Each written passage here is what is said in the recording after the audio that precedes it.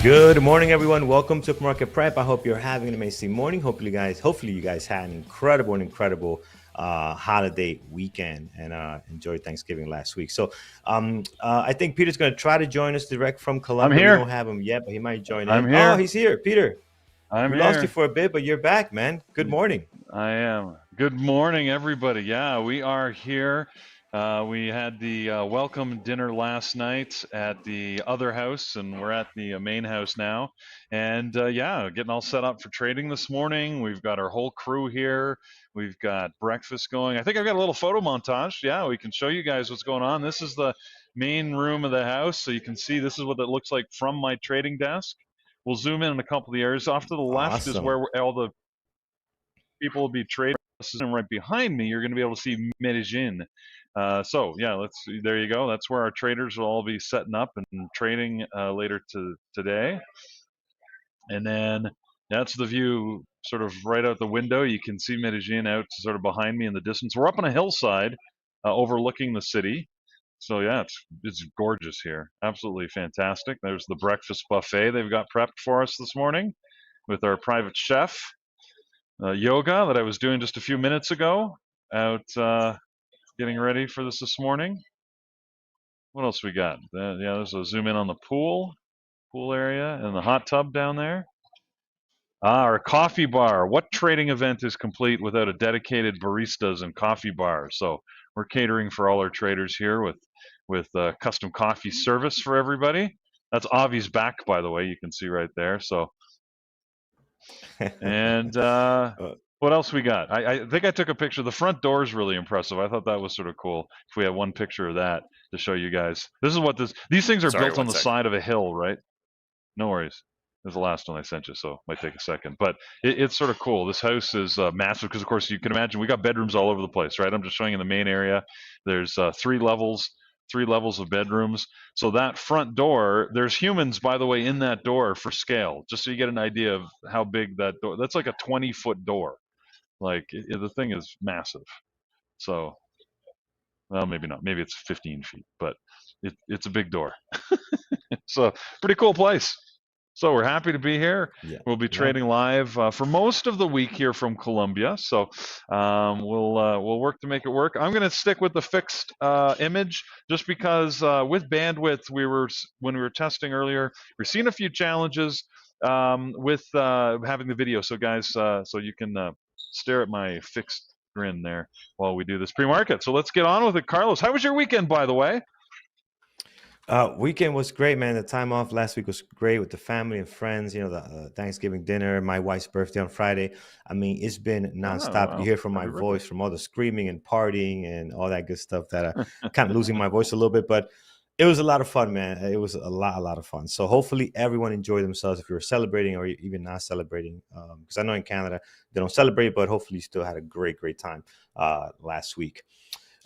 Friends, let's jump right in. Gappers list this morning. Let's take a quick look what's happening here. At the moment, a couple of things in the green, as you can see here. Plenty of tickers up this morning. I mean, just a ton. And we continue with the same song and dance that's been probably since Trump got elected. I mean, Bitcoin has been Bitcoin mania, right? That's the trend now. So a lot of Bitcoin stuff up this morning. You can see it on here, the BTDR. I see Clean Spark. I mean, you name it, they're on here. So they're again kind of dominating this gappers list. And we're starting to see new tickers that are smaller than the usual Mara coin also make their way in here. And then towards the top, we got some tickers that I never seen or don't recall them because they're usually not great traders. And you can see this entire batch here. I mean, this entire batch is all low float, right? So we'll see what the low floats have for us this morning. So before we do that, Peter, quick look at our U.S. economic calendar, and then we'll dive into this gappers list. Good morning. All right. Yes. Sorry, I got distracted because there's a dog wandering around in the house here now, and I assume he's with somebody who's here. But in Colombia, you never know. He doesn't look a stray dog though, because he's really furry and looks well groomed. So, anyways, all right, just fun things that happen, right? We don't actually have a lot on the economic calendar. The biggest event is at 9:45, so 15 minutes after the open. We're going to be having the S&P manufacturing PMI number come out, so that should be good. I don't think it's going to move the market, but you just don't know these days, right? The last, Carlos? I think the last couple of weeks with all of the economic data, they really haven't had much of an impact. Like we normally see a little bit of a jump or drop on the market, and I haven't seen that at all for any of the economic data that's come out recently. So maybe today, I'm hoping with the Thanksgiving holiday over, people being back, volume should be back in the market. Maybe a reaction from some of these numbers, but just anyways, be ready whether it happens or not. But we'll all find out as we trade through this morning. 10 o'clock, we do have two other numbers with the ISM manufacturing and construction spending, both coming out at 10 a.m. And then that's it for the day. So relatively light, as I said, but just know after the open, that's when we've got the economic numbers that are coming out that may have a market impact. Yeah, we'll look forward to them, and hopefully I can create some volatility for us. I mean, if you look at the SPY right now, I have it up on the screen.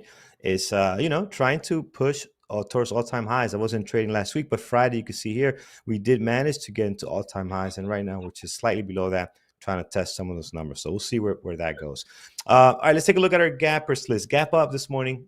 First on deck, NVCR. So if we take a look at this one, this is up 36%. Just high flying this morning, 723,000 shares traded, Peter.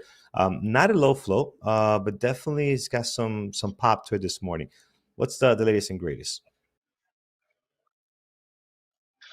NVC, this is NovaCure, so which means we're going to get all of our biotech and medical services companies that they all seem to congregate around Monday. And this is one out of the UK, it looks like. A low float with 97 million shares available for trade, but it looks like they did have positive top-line results from a phase 3 trial of something called TT Fields, a trial of tumor-treating fields therapy for pancreatic cancer. So they are literally curing cancer. So okay, right? Like that's always, I guess. I mean, not all cancer, but and if they're really curing cancer, why are they only up 37%? Anyway, they've got a positive trial on this drug. Yeah, not the best news on it. I mean, I like the fact that they're up, 36%. We'll just have to see how the market looks a little bit later, how this looks a little bit later. So I'm going to put as a secondary. Again, typically these stocks just come crashing down before we get a chance to even touch them after the market opens. So we'll see. All right, let's take a look at the next one here. The next three are low flow stocks. This one is a 3.5 million UMAC, up 23%, 4.9 million. It is hard to borrow. Unusual Machines. I don't remember the ticker, but I remember the name. We spoke about this last week sometime, and they're making some more noise today. They're up here 23%, 4.9 million. So, Peter, looks like Friday they had a great day also, and continuing into today as well. Yeah, well, we were talking about this all last week with the news being that Donald Trump Jr. was being appointed as an advisor and I think on the board for this company. They make software for drones, and we're talking about the potential for the drones to have more of, I guess, a little more business in the U.S. military, as the statements were being made that they were potentially, moving. At least Elon was suggesting that he thinks manned flight is terrible and you should have drones everywhere. I'm sure there's a bunch of people in the U.S. Air Force not so happy with that, but what we're worried about is the impact on the stocks. And right this morning, good morning, Brian. Hey, sorry, man. I got Brian hovering over my shoulder. Unfortunately, you can't see him because I don't have live video. Anyway, but yeah, we'll have to see what the impact is. I'm continuing here this week with UMAC jumping up, and I don't know, Carlos. This is one that actually moved much better than I had anticipated last week. When it first came up, I'm like, I don't know. I'm not sure. But the volume has been fairly consistent. And even if I look at it pre-market here, I mean, it hasn't been moving a lot in range, really. But I sort of like the consistency of the price action with almost 5 million shares traded. So I got to say, I put it on there on Friday, and I think it's making my list again here today. Yeah, I think it's worth you taking a look at it. I'm gonna have it on a secondary, not on my main list, but it's worth taking a look at it. As you can see here, it's got tons of volume. I did notice it is sitting on the American Stock Exchange, which typically this price action is a little bit weird when they're in American Stock Exchange. So again, just be mindful of that. All right, next on here, PDYN, another low flow, 14 million this time. And these guys been active all last week, going from $2 all the way to 7. Today they're hanging out at 756. Let's take a look how they've been trading though. This is Friday's action. I mean, this is not great intraday action. Very, very low volume. I think they did 1.5. I mean, the entire day, that's extremely low. The day before that, yeah, they're not trading well. They're moving higher on the daily, but the intraday action doesn't look clean at all. And you can't short this, so hard to borrow with interactive brokers. Yeah, I'm not a fan of this one, Peter. Anything to add? Well, I mean, they're using the two key buzzwords in the market right now, right? The one we've known about for a while is AI, and the second one we just talked about a second ago is drones. And this company does both. They basically produce AI modules for drones. So, and they've got a partnership that thinks that will position them better for the Department of Defense contracts. I don't know. I mean, Carlos, this space is just, it feels wide open. I mean, I don't understand the inner workings of it, to be honest, but it's fascinating to me that they're talking about research on AI morality and how do you have moral AI when you're allowing drones to make autonomous decisions in the battlefield. I don't know. I mean, I've seen enough movies about this. I've been talking about it for a while. It makes me nervous. It makes me nervous out Yeah, there. yeah, that is a little. That is, I think we're far from that. I imagine somebody, you got a good hacker on the other side of the people you're going against, and they hack your system. Now these drones are going up against you. Yeah, I think we're far from that. Man, that's scary stuff. I'm with you there. Uh, This low flow I stock, don't know. guys. I I mean, don't know if I'm gonna. Yeah. I even saw the Avengers movie. Didn't that happen? Didn't Hydra? They had their AI module. It was making the decisions about who to eliminate, and it basically selected every human on the planet. I mean, I don't know. That's what makes me worried. Yeah. What if the drone That's first turns on its maker, right? And it said, you know who I'm going to take out first? The guy controlling me. Let me do that, then then I'm off. I don't know. yeah. Anyway, That's not a good look. I've been watching too many I don't sci-fi know. movies, apparently. I can see, but I'm with you, man. I don't know how well this is going to trade. I'm gonna keep it to the side.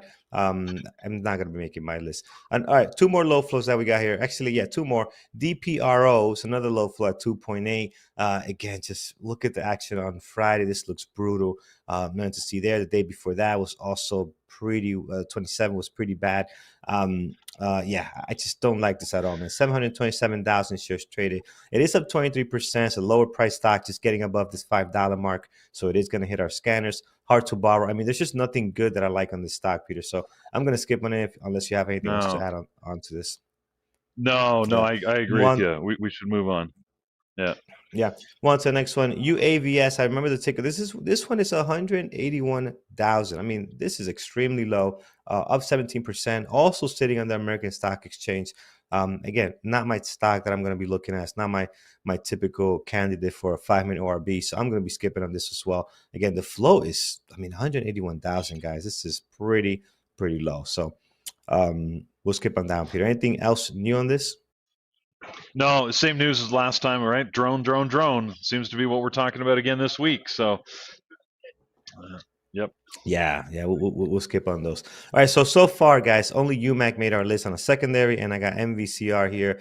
Again, on my risky pile, we got to be very careful with this one. All right, heading down, man. Let's look at NBIS. This is high flying today. 15, up 15%, 1.3 million. Hard to borrow. It's not a low flow stock, but it's hard to borrow today. 156 million is the float on this one. So very interesting that we don't have shares to short. Usually when we have that type of flow, we can short a stock. So I'm not sure what the deal is with that one, Interactive Brokers. But at the moment, they're up 15%, 1.3. Peter, this is NEBIS Group. I don't think I ever heard of them before, or at least can't recall. probably not, because their recent IPO just opened up on October, looks like end of October here, 21st. So maybe we haven't seen much out of this one, but today they're making some noise. Yeah, they this is like you said, NEBIS. I guess that's how you say it. They're out of the Netherlands. Not a company I'm familiar with. I don't remember looking at this last week. If we did, I missed it. But they had a financing. Secondary financing that they had released, and they said they're oversubscribed. So $700 million worth of secondary financing. They're using the right words. Their company's about AI. This is an AI infrastructure stack that they're building, and they said they've got basically more demand than they can handle. So, I mean, that's good news for them as a company. But we got to keep in mind, I don't know, like, I'm surprised. They apparently have a $4.5 billion market cap. I'd be interested for all our members out there who happen to be in the Netherlands or in that area. Is this like a big company out there that I'm not aware of? They feel like they're bigger than I thought they were. So I'm not sure what to make of it though, Carlos. The price action as I watch it trading here so far this morning, I don't like it. If you look at the candles, they're all overlapping. They're sort of very wicky for the price action. So I'm really skeptical about how well this is going to trade. Yeah, I'm feeling the same way about it. I do want to see how it trades. I mean, it's a recent IPO, so maybe still trying to figure out what the trading pattern or style is going to be for it. I am going to put it on my secondary list, but you're right. I mean, it has everything going for it, and not figure out. That's probably the reason why we don't have no shares for sure, because it's just such a recent IPO here. But I'll add on my secondary, man. I like the gap up. I don't like the price action. I'm with you. The candles don't look great. I'm hoping this can change at the market open. But the fact that you can't short it, that's not good. You want to be able to play something both sides here, and not just be handicapped in one direction. So let's see what happens here. All right, heading down our gappers list, SMR. We've seen this plenty of times make this list. Today is no different. They're up 6.3, 456,000 shares traded. Now, we talked about this plenty of times. I mean, ever since November, this thing has been rocking. October, actually. I have never traded it, Peter. I think I had on my list maybe once or twice. I'm not sure if you have on your end. No, I haven't either. It's one that we had been watching probably a couple of weeks ago, probably 3 weeks ago now, I think is when it first sort of hit the waves, because for a brief moment, nuclear was the hot thing, right? When we were scaling up some nuclear power, or a nuclear power plant in the US, presumably to provide power for AI. And it sort of went quiet very quickly. I mean, they're still out there, and some of these are still trending, but I feel like that was one of those very quick, quick hit ones. It didn't take off like the pet rock, that one. So I don't know. SMR, like you said, I haven't traded, haven't really watched it myself, but I know that a couple of members have, because it's come up in the room a few times. But so far, looking at it, I don't know. I mean, if it can break out of this 3250 range right here, you can see. I think it might be good for further increases, but I'm not convinced that's actually what's going to happen today. So yeah, we'll have to wait and see. Yeah, I'm looking at Friday's action. Looks like on Friday you got a nice breakout here, but again, low volume right away down to 285,000 Yeah. trade shares per 5 minute. That's not a lot. I mean, if you look at the one, that's not going to look pretty. So again, unless it can get some good volume, it's going to be a tough one to trade. I'll keep this one off Friday's my a hard list. one too. Yeah. Sorry, we shouldn't judge anything by Friday. Of course, being a half day and following the Thanksgiving weekend. I mean, the trading was funny. It was very funky, right, on Friday. So SMR, that's a pretty good move for Friday, being that there was a lot of stuff that really wasn't sort of moving at all. So. That's true. You guys had a half day Friday. That is correct. Good point there. Yeah. All right, let's take a look. What else we have here? I'm gonna stop here. This list continues to get bigger and bigger. Let's talk about Bitcoin before we go somewhere else here. I see Clean Spark on here this morning. CLSK. So that is up 2.6, 1.4 million shares traded. Let's take a look at Mara. Pretty flat right now. Let me see how Coin is looking. So not much going on with Mara Coin. Pretty much the same. They're pretty flat. Not a whole lot of volume. So Peter, let's talk about Bitcoin overall. What's going on there, and if you have any favorites to look at this morning. Yeah, well, we were talking about this on Friday, saying, is Bitcoin going to be making a big move this weekend? Because it hadn't been moving much, right, to the end of last week. And it didn't. It didn't really do anything over the weekend. So, in fact, it's down marginally here this morning. I think it's gearing up. I mean, it's got to break that 100,000, right? I mean, it is right there. It just, the Bitcoin price, to the best of my knowledge, I don't think it has yet touched anything over 100,000. As I said, it's gotten darn close, but I do think there's going to be a big surge of interest and price action when that happens, but you just don't know when, right? Like it's going to happen. I'm pretty convinced, but will it happen today, tomorrow, next week, next month? Right? I no idea. Yeah, it's funny, man. At the few gatherings I had in the last week or so, one of the topics that came up was, from regular friends that are looking just to invest lightly. Is it too late to get into Bitcoin, into cryptocurrencies? And I didn't have a good answer, man. I did not have a good answer. My answer was, depends on your time frame. Long term, There buy you go. some and just keep adding Yeah. on. Short term, it's probably too pricey. It's probably too high right now. Yeah. So that was my answer. But And I I'll was tell them, but talking again, to I one of our hadn't. traders. Yeah. Yeah, sorry, Carlos. We got a little bit of a lag here, me coming from Colombia, so it's making it even worse.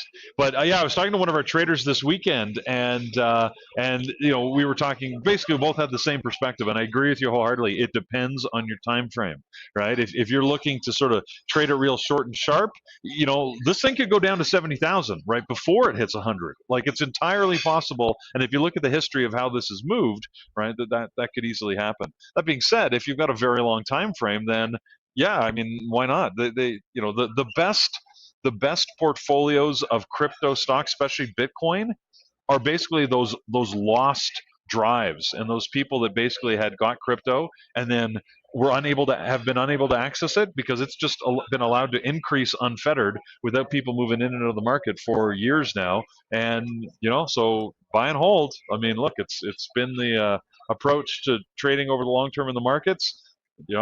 Warren Buffett, that's what he lives by. So, and you certainly can't argue with his success. So, anyways, yeah, I think crypto, depending how long you're willing to hold it. Now, that being said, Carlos, I think when we're talking, I'm intermingling the term crypto and Bitcoin, right? Bitcoin is a stable one, or the most stable of them, at least at this point, right? And obviously the most prominent. So it's got the best chance of surviving over the long term and thriving. But there's so many other options out there, right? If you pick a lesser known crypto, the risk of the long term buy and hold is, will it still exist when you go to, sort of cash out? And that I can't answer for you, right? that's always a risk, but. Yeah. Yeah. Absolutely.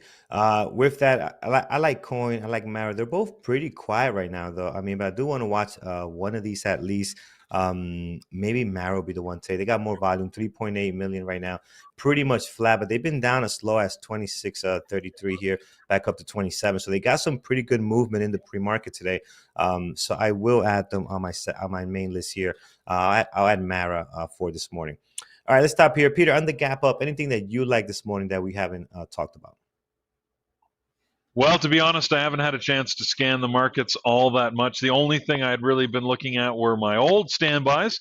Obviously, the semiconductor sector is looking at NVIDIA. Not moving much this morning. Good volume, though. 8 million shares on NVIDIA. I feel like there's a little catch-up going. And despite the fact that we're down by 1/3%, I think NVIDIA is going to be nicely in play this morning. Like I said, I feel like there's some catch-up after the last few days of quiet, slow trading. So I'm going to keep my eye on that. And of course, we've got Tesla, which surprisingly a little lower volume. I mean, 2.6 million shares so far is not bad pre-market, but on a really active day, we would see Tesla with about 4 million shares at this point. So I'm a little surprised by that. But other than that, Carlos, I haven't really had a chance to dig into much. Yeah, I saw a new. Speaking about chip makers, I saw a news headline of Jeff Bezos joining Amazon for like a $700 million investment on some AI chip to kind of compete against Nvidia. So we'll see. We'll see how that goes. Right? Can beat them, join somebody, and try to go against Nvidia here. So we'll see what that means for them. Speaking of that, let's take a look at Amazon and see how they're doing today. They're up to almost 1%. Not sure, 2% actually. I'm not sure if it's based on that news, but they got some stuff happening there today. So again, I haven't read the whole article yet. But we'll bring you more on that later if possible. So there's Amazon. I'm going to add them to my list. 708,000 shares traded right now, and could be interesting today with that headline. All right, let's see what's gapping down. Gapping down, ZIM this morning. We know this ticker very, very well. It comes up on our list all the time. It's not a great intraday trading stock. I mean, we won't look at Friday. As Peter brought up a good point, Friday was just messy, and even like on a Wednesday, probably would have been messy as well going into the holidays. But they did okay.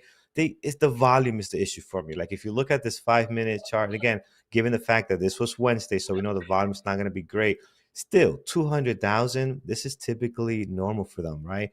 Per 5-minute candle. That's extremely light. So yes, the chart looks great here going northeast. But for the most part, that volume is typically what we see out of this one, and I'm not a big fan.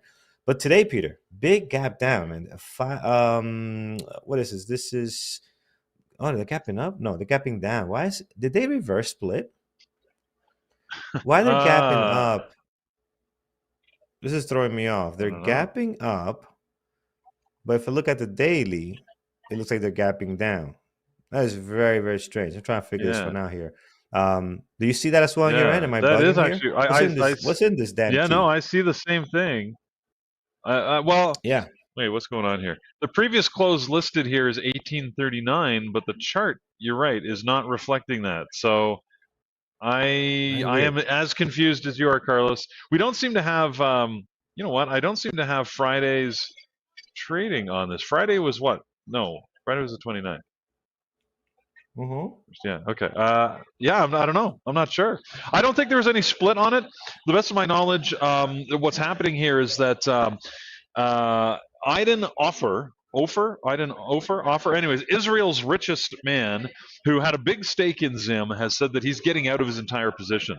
So he's got a block of about 30 million shares that they're divesting. Now they're doing it through J.P. Morgan and Citigroup. So they're going to be using them to get them out of the stock. But that obviously is going to drag the stock down. As you know, there's going to be a lot more inventory available on the market. That's what's bringing it down this morning, with the concern over, of course, why is he exiting? Now, there could be lots of reasons for that. Their profitability has been actually good, despite the fact that they had a lot of issues with attacks on their ships and lost shipments. But they've still been performing fairly well from a fundamental point of view. But yeah, it's never good news when your biggest investor says, I'm out. Carlos, I don't know what to make of this chart, but what's going dividends, on. But even with dividends, it shouldn't change the previous day close. I would think it wouldn't, but maybe something weird there. But okay. Nevertheless, it's not a great intraday trading stock, so I'm going to keep it off my list. Take a look at the next one. UPST is on here. UPST is down 5.2. This is Upstart. We know them very, very well. They make our list plenty of times here. I don't think maybe once or twice I traded this thing, but again, another one that I wish they would trade better. They do get great volume at times when they're gapping up.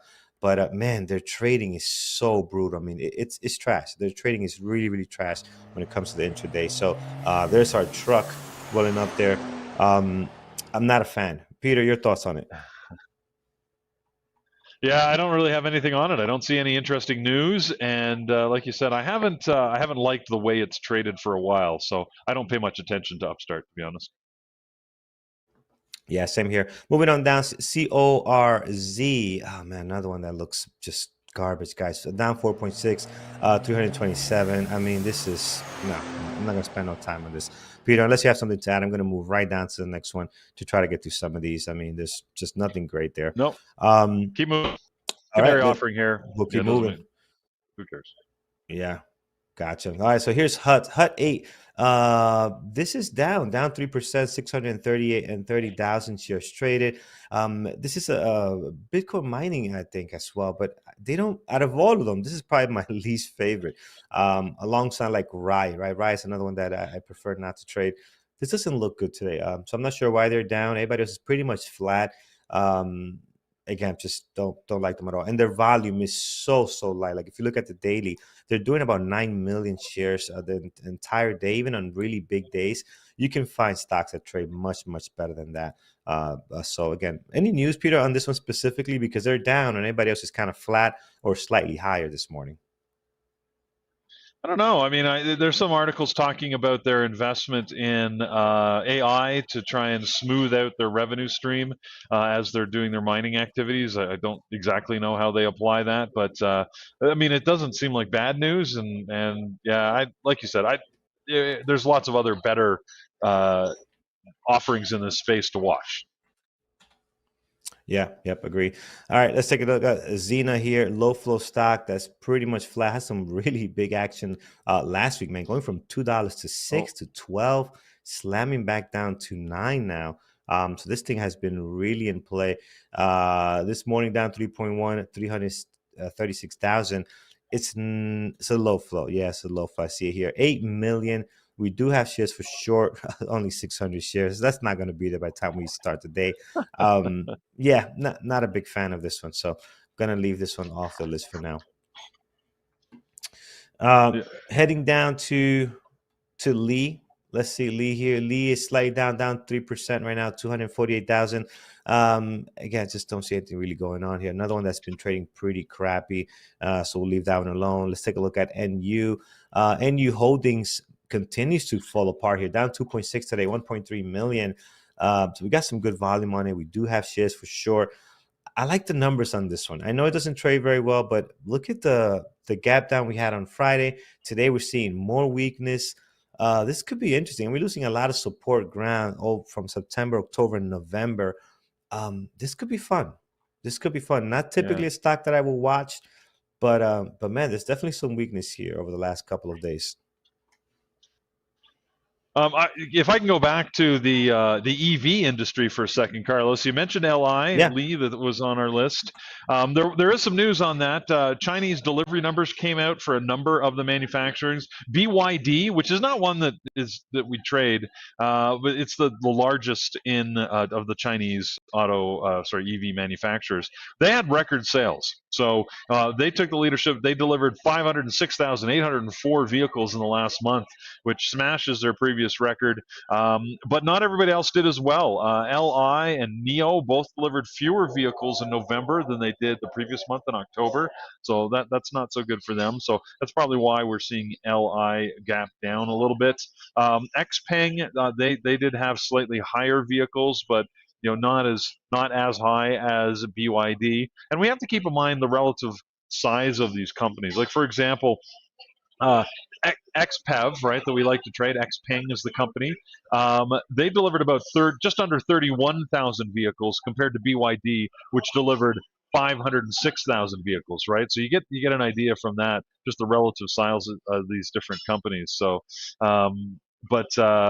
yeah, it's interesting how they're still following here, but it's also interesting how, like, NIO was on our list last week, but it's horrible to trade, just absolutely horrid. So, you know what? If you want to trade EV right at the moment, really the only thing I would recommend is Tesla. At least we know Tesla moves. At least we can understand that price movement. I'm just avoiding the Chinese offerings at this point from a trading perspective. Yeah, I'm with you 100%, man. Tesla is going to be on my list. And look at the daily; it's been so nice here. Again, I didn't see much last week, but even on this range that we've been stuck in, we've been getting some really great trading out of it. Today they're up 2.1, 2.6 million shares traded. They're going to get the volume. They're going to trade well, and I like the fact that they're up this morning. So really gonna want to see that the market open, see how that's going to play out. So Tesla here, 2.6, up 2% this morning, will be on my list. All right, let's stop here. Peter, anything on the gap down that you like that maybe we have not discussed yet before we get to our chat? Not really. Not that's gapping down significantly. But, Meta and Apple are both down, but just marginally. I mean, Apple's down by like 8 cents. Sorry, I meant Microsoft. Microsoft is down by about 50 cents. So for this morning, Meta's actually gapping up. So, yeah, I don't. I mean, I mentioned Tesla already. it actually has moved from red to green now. So, but they're all sort of hovering around the zero mark. So I think we got to wait for the opening bell. I do think that bigger volumes are going to be coming in and could move these things nicely this morning. But I'm going to wait and see. I want that my assumption to prove out when I see the price action, Carlos. So yeah, we're I'm just going to take it easy, and as the markets open, if there's an opportunity, I'll jump on it. If not, I'll sit and be patient. Absolutely. I'm being told here SMCI on both chats, YouTube. Oh wow. Okay. This is what I'm talking about. This is on fire right now. Up 15%, guys. 3.4 million shares traded. That is 1.6 in just in the last 5 minutes. So wow, this is nice. We'll get the news in a second here, but this is definitely in place. So SMCI has been so nice, man. I hope this stock stays like this. It can be one of our usual suspects because it's so easy to trade, so clean. When it gets to volume, when it is in play, man, it has become since all of November, really going into December, it has been a favorite stock to watch. It really has. Peter, volume is great. Pre-market action is great. Intraday action is great. So I really like this one. So Peter, this just got going. Not sure if you have any news on this one, but looking nice right now.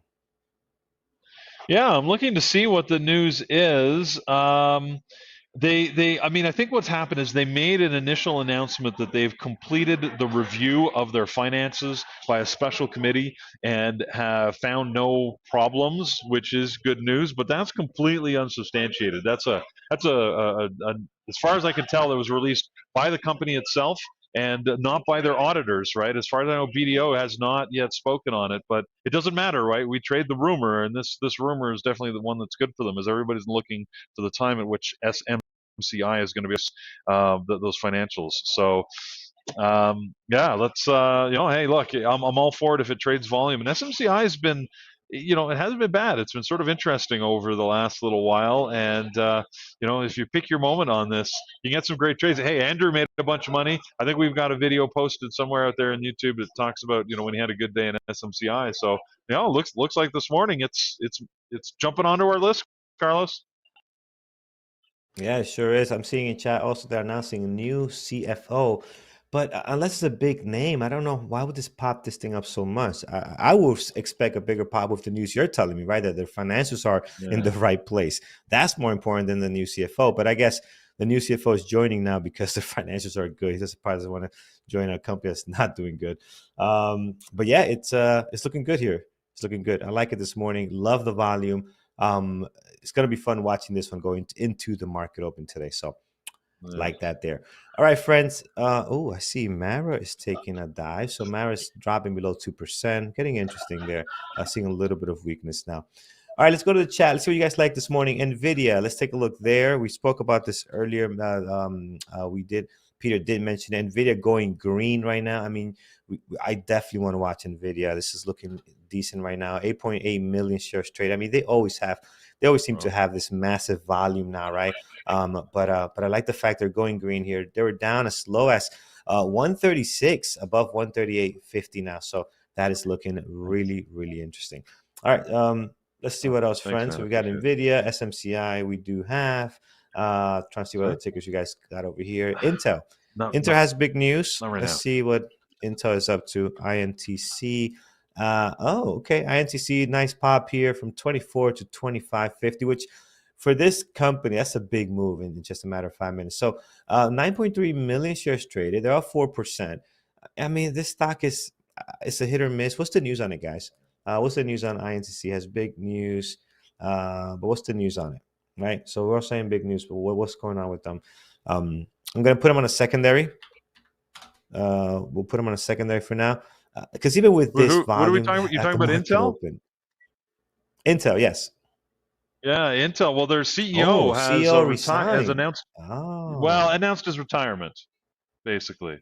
So, Pat Gelsinger was the CEO and announced that he's going to be retiring and stepping down from both his spot on the executive and on the board of directors. So he came in from Micron a couple of years ago. I think it was 2022, and Yeah, as we know, right? Intel's not one of the stocks we've been talking about that's been high and flying in the space. Sorry, flying high in this space compared to some of its peers like Nvidia or even AMD over the last couple of years. So Intel's been a little bit of a laggard. So yeah, I think the people are seeing it as positive that maybe they're going to bring in some new blood. I don't see any announcement of who the replacement will be. If you guys have that, let me know or let us know. But again, all we need is the rumor of something happening to start. Yeah, I like the comments on YouTube. Jonathan says they retired him. Yeah, usually this is it's a little shove out the door, right? But yeah. I mean, you have not done well in the AI world that we live in. U.S. Intel should be somewhat competing here, but I guess, and we know this, right? If you guys remember back in August, all the stuff they did wrong and they admit to it, and they were trying to correct it, had that huge gap down, right? I mean, it's just failed in this AI situation there. But hopefully it's good news for them. How well this is going to play, I mean, this might die down before we even get to the market open. I mean, this is great news, but we've seen this type of news before, Peter. Unless we know who's going to be on board, I don't think we're going to get a quick run on it. So I have it here on a secondary list. It's not going to be my go-to. We have better things to look at. I think Mara, Amazon, Tesla, SMCI, NVIDIA. Well, look at SMCI, man. What the heck? This thing is wild. Casey. I mean, right. They're reminding me of the co-CEOs. Was that Intel? I remember talking about that. How there was co-CEOs. Is that okay? They've named interim co-CEOs. Interesting. Anyways, okay. So apparently that's the case. They're bringing in two people who are going to sort of temporarily sit in the spot. Presumably, they're going to be competing with each other for the seat permanently, as well as some outside talent. But guys, that's I mean, good. you're all talking about he was retired. You're putting air quotes around it. At the end of the day, it never matters, right? It never matters whether a CEO, jumped or was pushed, right? The net result is the same. So, for the sake of the stock and what happens next, it doesn't really matter. Yeah, absolutely. We're getting the reaction now. Let's see how it's going to look like in a couple of minutes here. All right, friends, we'll stop here. I got an awesome list today, man, to start this Monday, getting back into it. Mara, Amazon, Tesla, SMCI, and NVIDIA. Let's show you guys what's happening for today on this beautiful Monday morning, and then we'll head over to do some levels and then our team's watch list for today. Indeed, and guys, don't forget, we've got live trading. It's going to be fun. We have Brian, who's here live in Colombia, and Thor, who's back at the home office with you guys live this morning. So that should be pretty awesome. All right, so yeah, let's talk about what we've got on the slate. So we're back to a regular set of activities today or this week. With the holidays over, right, we're able to focus again on all of the various webinars that we've got, starting with our onboarding class and our DAS trader setup. So as far as I know, we're doing both of them. I'll have to, where's Brendan? Anyways, we'll have to ask if he's doing his session. Pretty sure he will be at noon. That'll be helping everybody who's doing the DAS trader setup to get configured on it. Now, I'll have to check on that because we got a lot of afternoon activities happening here in Colombia. And for those of you that aren't here and are feeling like you're missing out, you are, man. It's awesome. So next time, right? Next time, hopefully we'll do it again and we'll be able to get everybody on board. But but tonight, Carlos, you are doing your new members onboarding. That's happening at 8 o'clock, everybody. It's a great session for anybody that wants to get familiar with what we offer or just sharpen up on how you can get the most out of your membership with Bearable Traders and get yourself started in trading. So hopefully you go in the onboarding room tonight at 8 o'clock for that session. On Tuesday, we have our strategy and trade book series. John is taking over. We owe John a lot. He's taken over a lot here in the room today or this week. Next 2 weeks, actually. So appreciate that. But he's leading the webinar tonight. He's going to talk about his high-of-day break. He's perfected this over the last few years, and it's well worth understanding how did he perfect it, what does he do now, and how did he get there, right? And he'll talk about that in the webinar tonight. So that's at 8 o'clock. And if nothing else, even if you don't trade a high-of-break strategy, it'll give you some great ideas, not only how you develop a strategy, but how you refine and perfect one. So that'll be the topic of his webinar tonight. And the next week, Thor is going to be talking about Camarilla pivots, which is always popular and always very well attended and very well received. So that'll be at 8 o'clock on Tuesday, December the 10th. Wednesday, we're back to our psychology series, and this week we've got Dr. Kenneth Reed, who's going to be doing his session on Wednesday, talking about how you trade with an open mind at the open. So that'll be at 8 o'clock or so. We're back to regular time, you notice, on these webinars on Wednesday. And then the next week, Wesley is going to be taking over doing his one on lessons in discipline and impulse control. So look forward to both of those. Thursday, we're back this Thursday, or last Thursday, I should say, with the Thanksgiving break, of course. We had no mentorship, but we're back with our mentorship series, starting with the 11 a.m. session that John always hosts. And then we've got Jared, who's going to be leading the Thursday session at 2. Megan will not be there, but Jared will hold the fort and do that session. I think he'll be fine without her, but he may be sad, but he'll do fine. So go help him out there. And then, of course, we've got our evening session starting with Lenny. Now, that one's probably not going to happen. We won't be doing Lenny's at 4 o'clock because he's here with us in Colombia.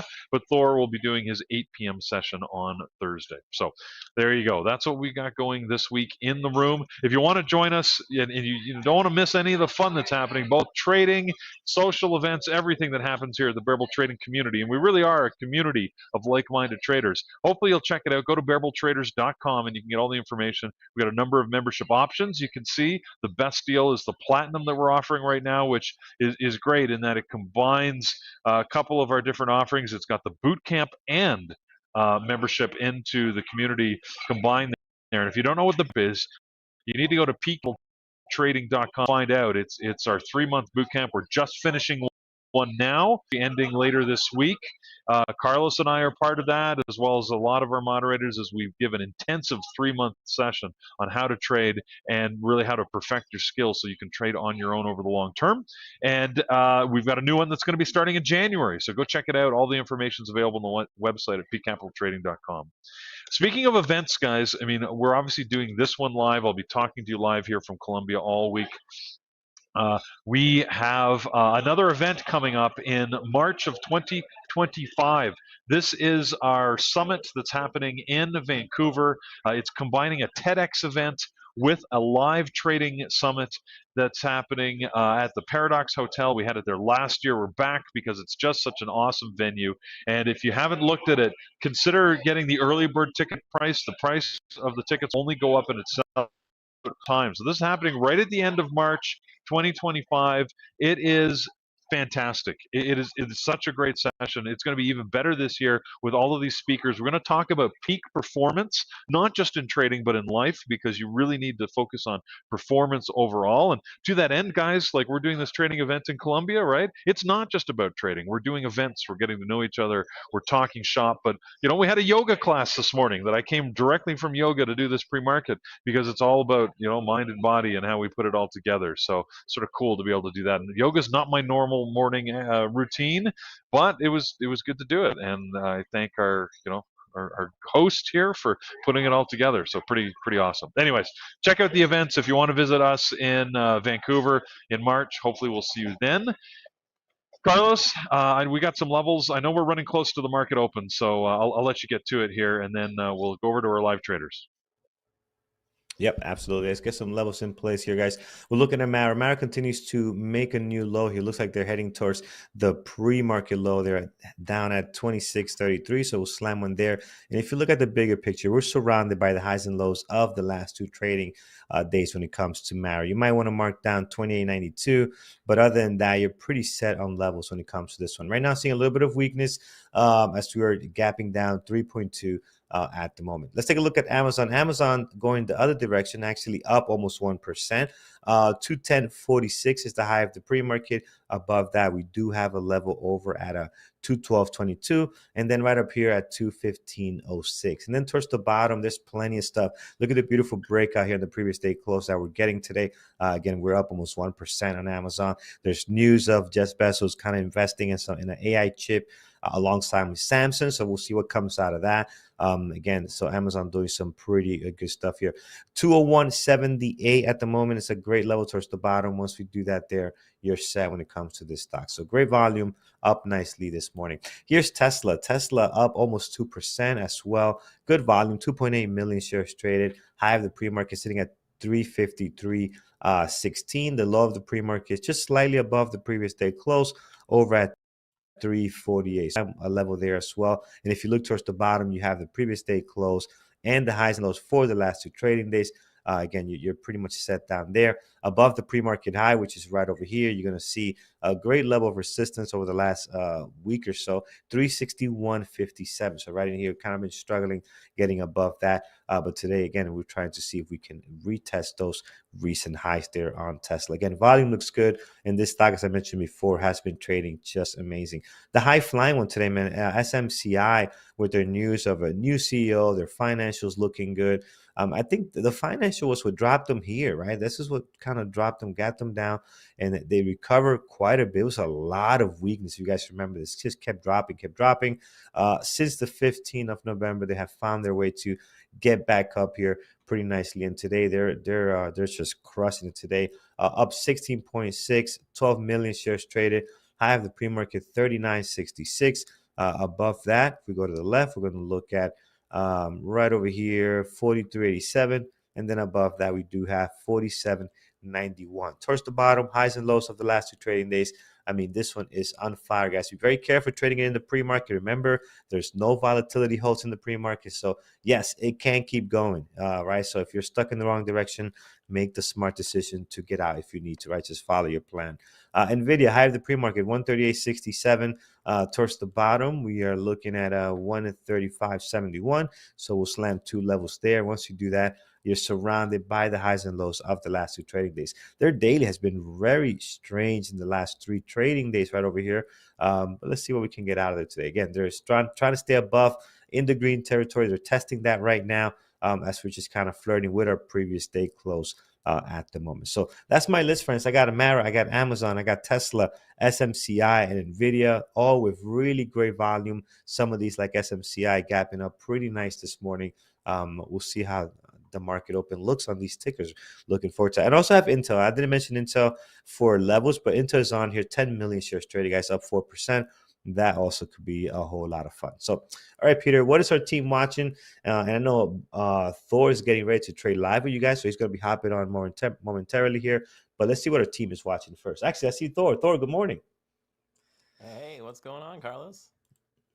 We're doing good. We're doing good. I think Peter's going to walk us if Peter's still with us. Did he run around to get coffee and then?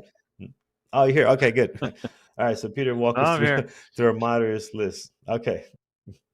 All right. So, yeah, and as Thor points out in his list, as he put it up here, there is new 9:45 and 10. We mentioned that this morning with the S&P PMI number coming out at 9:45, and then we got some construction spending and other numbers coming out at 10. So watch for that. But Thor's list is, of course, the market indices: Amazon, Microsoft, and AMD. Jared is watching SMH, Intel, Mara, Tesla, Apple, and NVIDIA. He also added SMCI as it jumped up, started to trade, which makes a lot of sense. I put it on my list as well, in fact, because I'm going to be watching NVIDIA, Tesla, SMCI, and I might put an eye to Zim, but frankly, I'm not sure how much I'm going to, pay attention to it, but it might do something interesting. So Brian, he's copying my list. I love it. So he's going to be trading the same things: NVIDIA, Tesla, SMCI, and Zim. Now, I don't know if you guys have been able to hear all the background noise here today. Carlos, how has the background been? I could hear a little conversation happening in the background, but it's been good. It's been good. It's been great. We've got all of our traders who are setting up here this morning, so getting ready. So we'll see if my noise canceling cancels out. Good morning, everybody. Say hi to everybody online, on YouTube, and in the chat room. Good morning. There you go. There you go. So there's a good morning from Colombia, everybody. Hopefully have a great trading morning. We'll hand it over to Thor and Brian, who are getting ready to trade live. Trade smart, everybody. All right, absolutely. Good morning, Thorman. Love the shirt. Hey, good morning. Thank you. Pivot. Gotta make sure we're getting ready for some trading today, so I gotta be ready to go. So, taking a look at this market, got some spicy stuff going on. SMCI is rocking, and some other things like that. So I think we could have a little bit of fun today. So we'll keep an eye on it. Yep. Hey, what's up, Brian? What's up, boss man? Get at it, and we'll talk in a bit.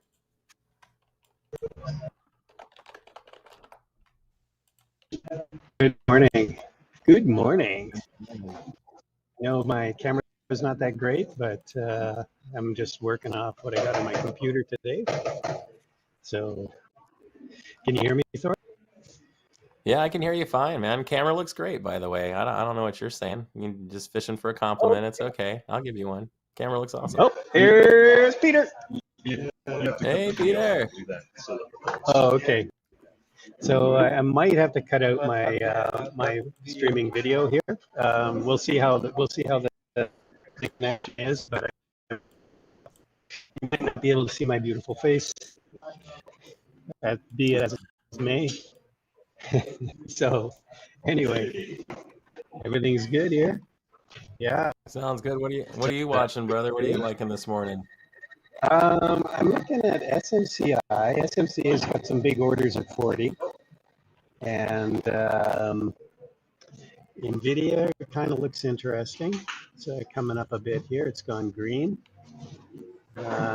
Peter was watching Zim. It's gapping down, but it's not doing much right now, and I'm keeping an eye on it. But and then Tesla, I guess. It doesn't seem to be a lot of news-driven movement in these stocks here in SMCI.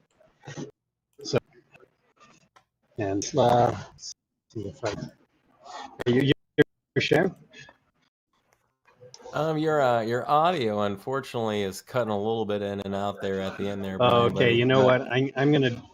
Yeah. Let me drop the camera here. Yeah, I'm getting a lot of packet loss from your connection. So if you okay. Well, let me. Yeah. Yeah. But I've taken the camera a lot of stuff's moving around out here pretty good. I can't say the thing I have, and we're going to open in like 3 minutes here. But a general concern I kind of have right now is that we have a lot of news that's going to be coming out right after the open. Really hard to get into a good position that you can trend for a while when the news gets all spicy on you right in the middle of it. So kind of keep that in mind as you're putting in your positions. You know what I mean? That at 9:45, we're going to have some news that will probably bounce things around a bit with some volatility, mind you. And we'll kind of, I'll show you on my order book what that looks like as we're going into that. And then at 10 o'clock, we'll have a little bit more. Things will steadily progress, if you will. So we'll keep an eye on that. But otherwise, as far as tickers go, I think a lot of our tech tickers still seem to be in interesting spots. AMD, Microsoft, Tesla. I really like where Tesla looks like it's going to open. So and then SMCI looks really interesting, just as far as just something that's got some pre-market movement going already. Here, I'm going to turn off my camera so we get a better connection.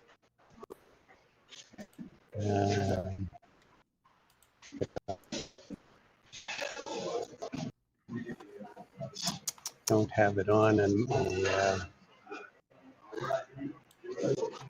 are we ready to go? Ready to partay? Yeah, just about. We got about 50 seconds or so till the ding ding.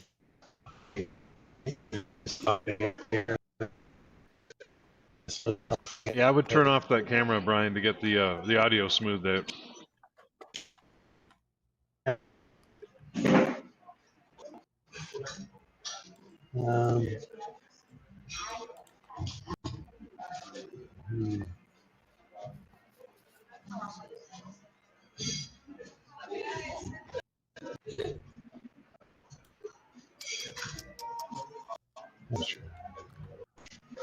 All right, how's everybody over on YouTube doing? I haven't said hi to y'all. It's been a while since I've seen everybody over there in YouTube land. So we're working on this is one of those rare times when we have a little fun stuff. Ding ding ding, by the way. Good luck, people. Tesla's order book actually quite bullish right at the open. Let's see what this guy is doing. I'm kind of looking to see if SMCI comes back to 3650 and holds it.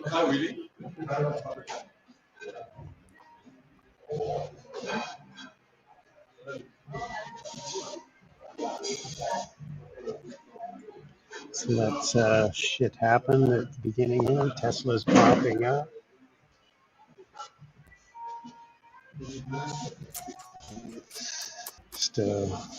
Just wait for a few minutes. SMCI is dropping a bit. down to the view app.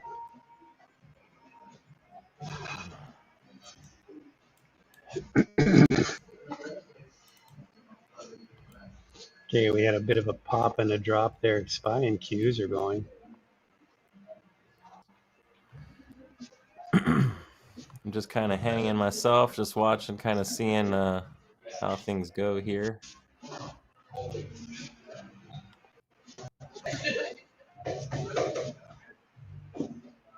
Order book looks pretty bullish overall. Yeah, like Tesla is looking quite interesting.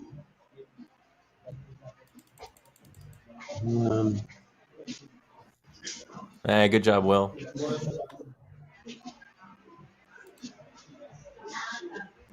Wow, ETFs are ripping.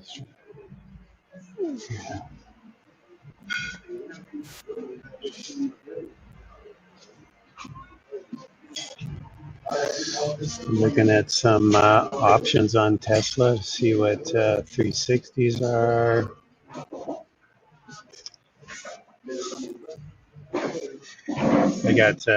I got the one and only Paris sitting beside me here. How awesome is that? Yeah, Paris. I know.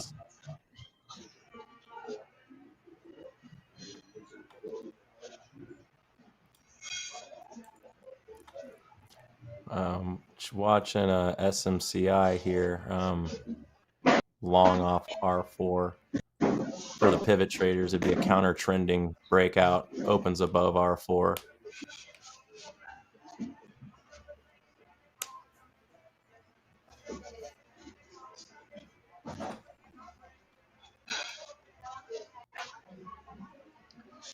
Okay, I'm long Tesla. Got long some calls, 360s. Nice, very nice. On I'm that long little pullback. SMCI at 3650. Okay, nice. Nice, yeah. That was a good Moment entry. of truth here. Nice pullback. Yeah, right at the view app. Yeah, I'll cut it if it comes too hard, but I like the spot.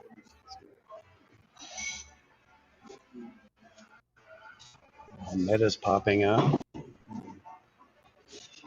Just got a little bit of a weird wick there on us. Come on. Come on. Come on, Tesla.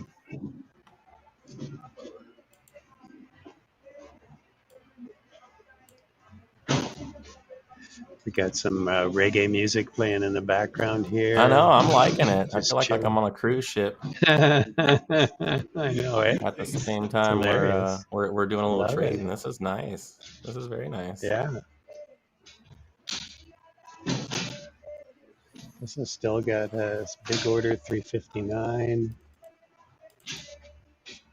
I'm guessing Paris is long Tesla because I haven't heard him say "I love you, Tesla" yet, though. He will. Just give him a minute.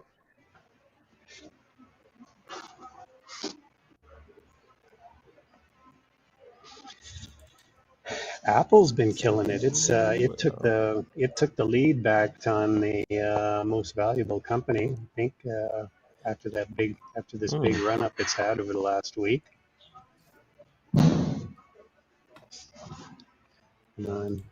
Seems like Tesla's taking a pause for the cause here. A little bit of consolidation before we make that next move up. Apple's looking strong.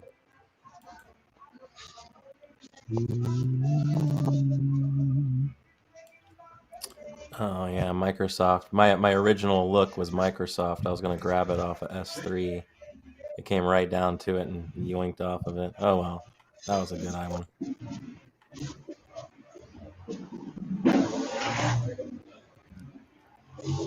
Hey Jam, how are you doing over there, buddy? How's YouTube land doing?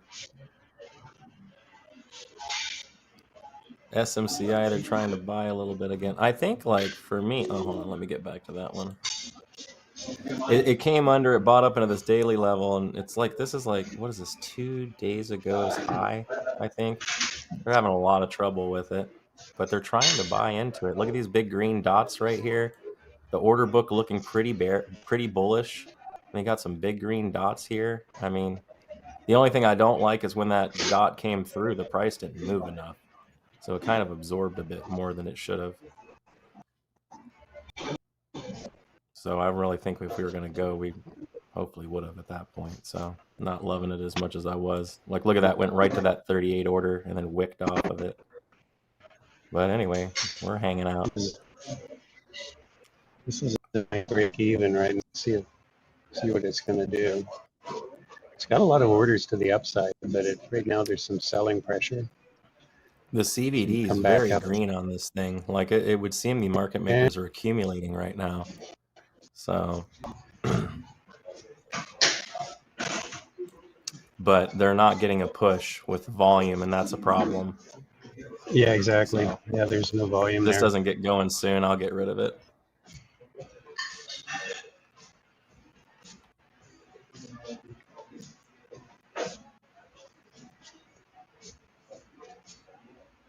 Yeah, that's too much selling. Order book's looking a little bit more bearish now as well.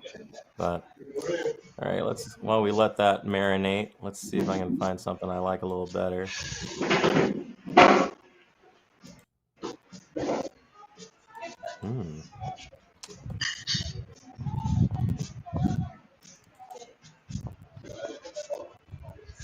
Tempted to add a little Tesla here, but going to let it chill here to see if we can get a move back up. I'd like to see it. There's a big order at 360, so. Don't forget, we're going to have news coming up in a little bit. Yeah. Yep.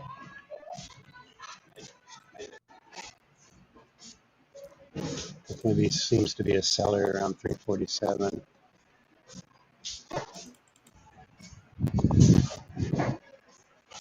$357. That's it.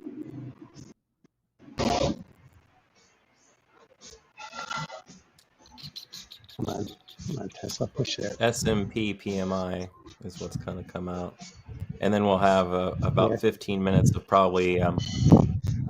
So for those of you, pretty good plug actually. I really like tradingterminal.com. Not to plug our own stuff, but of course that's why I'm here. By the way, don't forget to thumbs up us, please. I mean, Brian is on vacation and trading for you. So like for Brian, please. Just because it's for you. He obviously just does this because he cares. So anyway. Exactly. So, but let me see. I'm refreshing here. Okay, well, I'm thinking about dumping Tesla here, but we'll see if it can hold this VWAP. But yeah, didn't like the way it would sort of pause, didn't sort of move back up again after consolidating. So we'll see what here. Yeah, there's definitely some selling pressure there. There we go. Yeah. So you can see here. I'm out of Tesla. Yeah. You out of it? So yeah. If you can see here, we have here 9:45 a.m. One of the things I like about Trading Terminal, when you go to the calendar, it has this little economic calendar, and I basically plan my entire morning off of this calendar. So I can sit here and I can see at 9:45 we've got a high impact event coming out, and then at 10 o'clock we have a high impact event coming out. So it's really easy to kind of just go through here real quick and just see what's happening throughout the day and make sure that you're aware of things that could potentially impact your position.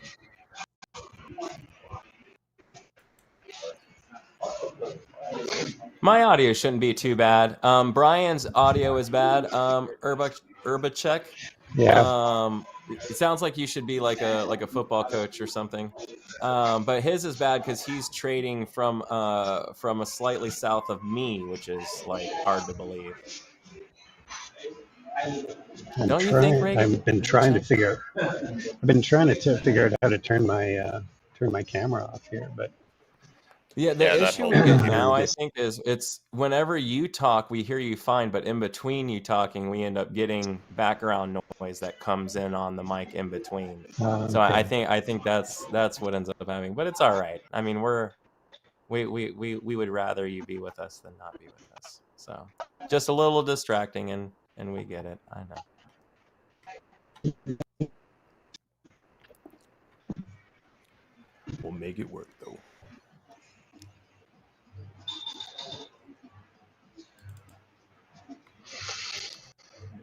What do you guys think on SMCI? Is this like ever going to happen for me here or what? I've been holding this long for like forever. It's kind of looking a little better. I had to stop looking at it and had to just look at news and some stuff just so I wouldn't pay attention to it because I was kind of a little annoyed with it. But see what I mean? The book they're buying, order book looked strong. Big green dots moving the price up. Like it feels right. So if this one doesn't work, I'll be okay. I like the play. I feel good about it. At least that's what I'm going to say to my shrink while I'm sitting on the couch. See what Tesla came back up a little bit. It's a 357 seller. Yeah, and then just get hit by a seller right at this daily level again. Jared, stop selling. What's wrong with you? You're like killing me. Jared got in a long time ago. He was like in like when all this like got crazy.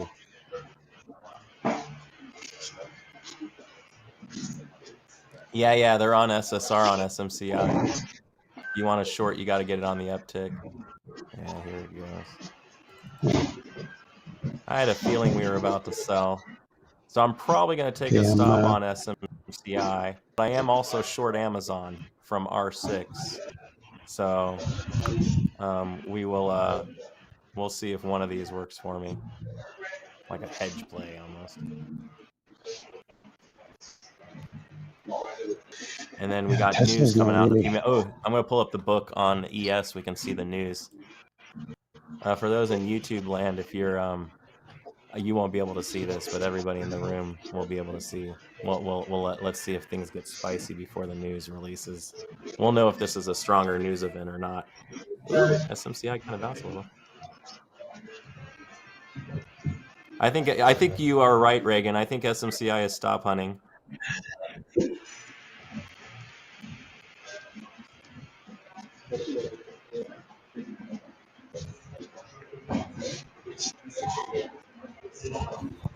Let's see what happens. We'll know. We'll see here. So you'll notice here I got my order book up for the ES, which was the futures. So, but they'll do it on SPY too, but it looks cleaner here. What I'm looking for is I'm going to see. You can kind of get an idea of how strong the news event's going to be by watching the futures order book clear. So it'll be really interesting to see what happens here in a bit.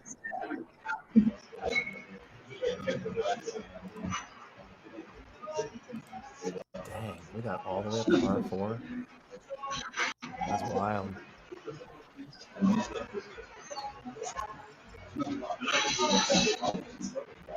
Seems like right before, look how before the news is coming out, how we're getting like it looks like some anticipatory selling in the futures. That's kind of interesting. The order book's not clearing a whole lot leading into this news event, so I'm not sure if this is going to be a big one or not. We might 10 o'clock might be the big one.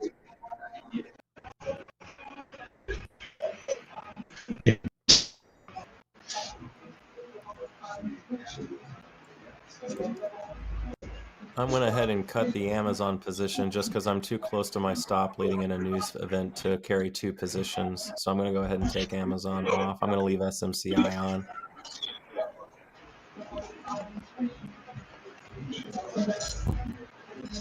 And then we'll watch the market. Hey, just for everybody. Oh, Peter's making an announcement. We are going to. Everyone's like they're just crushing those bacon and eggs over there. They're just like, oh, it's so good. Let us know now. All right, 9:45 rolling through. Not a lot of mark. So you see here on the order book here, see how we really didn't get a big clearing on the book as much. You know what I mean? So that one didn't really seem to be too aggressive. So that's good. Okay, yeah. Hang on a sec. I kind of like where Google's at. Is Google in a higher range by chance? No, of course not. Oh, okay. That'll save a bit. Okay. Thank you. All right, so finally, Peter helped me out here. Got my you turned set off, up so over there. Yeah, so hopefully I sound hopefully I sound a little better now. Oh yeah, that sounds All right. good. Yeah, okay. So not quite as choppy. Let's get back to trading. And I've been watching NVIDIA or Tesla, but it's just not. Just has been a bit of a We're dog's probably going to breakfast here. stall for a little bit, Brian, because the big news is at 10. So we're probably going to hang and wait for that to happen, I would imagine. I like Apple, where Apple went short from earlier. I might watch Apple in a little bit. Yeah, Apple stalled right at, what was that, S6? Amarillo pivot, yeah, just died right there. So for those who can see my screen in the chat room, I want you to see a new tool we're adding in that we've got coded. So notice here, you can see where it says upside and downside. That's actually an ATR. So you can see on the top side, this blue line here, once we opened, that was as high as I expected it to go if we ran the ATR. And this was as low as I expected it to go if we ran the ATR from the open. And then as we run, those items narrow. So look what happened at the high when we ran into the ATR indicator at the high, nailed it, right? And now we're selling back off. So if this is the high, this will be the low, right? So this would be the target short here if you're looking to go here.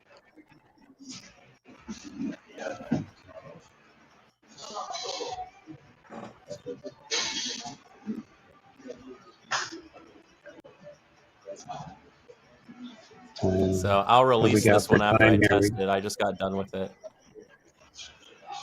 So we got another 10 minutes or so before this news comes out.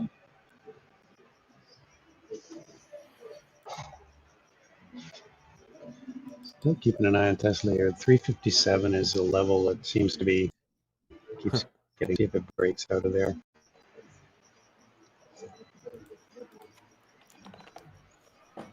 There's definitely some supporting buyers when it drops.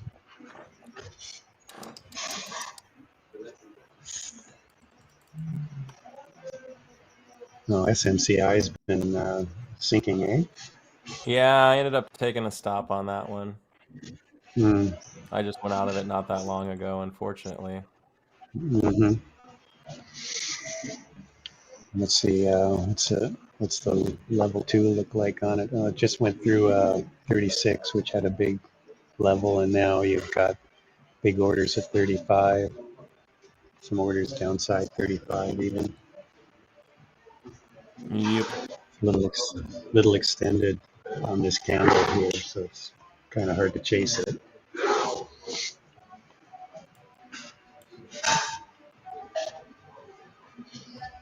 All right. Well, so far, well, Q's are breaking out here.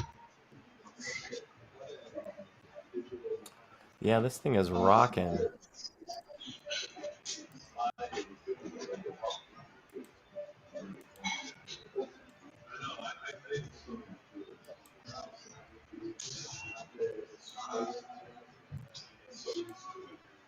They're really running this thing as they can. You know, Brian, one of the things that's kind of interesting is one of the things I realized from measuring CPRs every day, now that I actually can see what the CPRs every day is, you'd have no idea how often the CPR is exactly the same day to day on these tickers, which means the amount they move from high to low has to be almost exactly the same every single day. Yeah. So ATR is really becoming a tool that I'm leaning into a lot more often, because you start to realize after looking at these indicators that I'm, scripting out here, that these tickers like move an incredibly precise amount every single day. It's kind of wild. Mm-hmm. No manipulation at all. Yeah. No, hardly at all.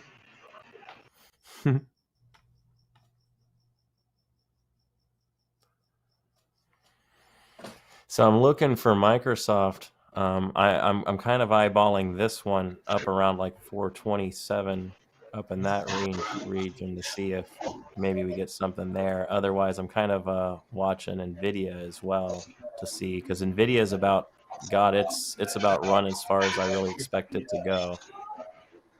Right. So we'll see what happens on Yeah, it. it seems like it's kind of double top there too on Nvidia.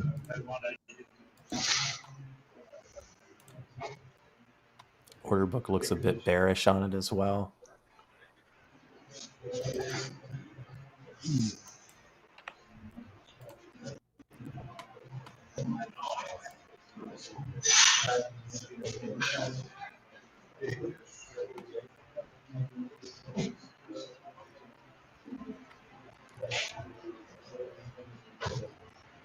Would be nice. It needs maybe doesn't have like a really good volume signal.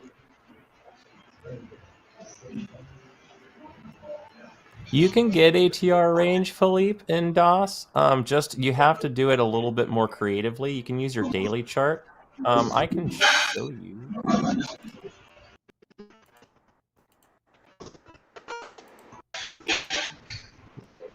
Here, real quick, let me show you this. Look at my wow. Why did that do that? Hold on. Wrong chart.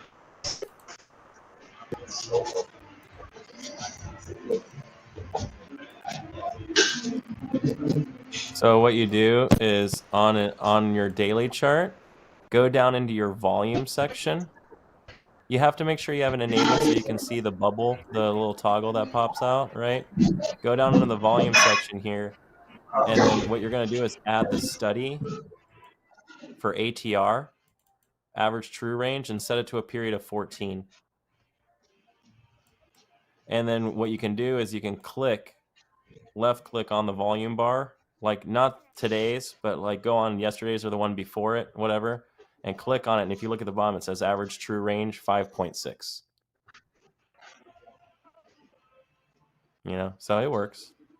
So and you can see Nvidia is like 5.1. So it's not like 5.3. It's not perfect, but it'll get you pretty close.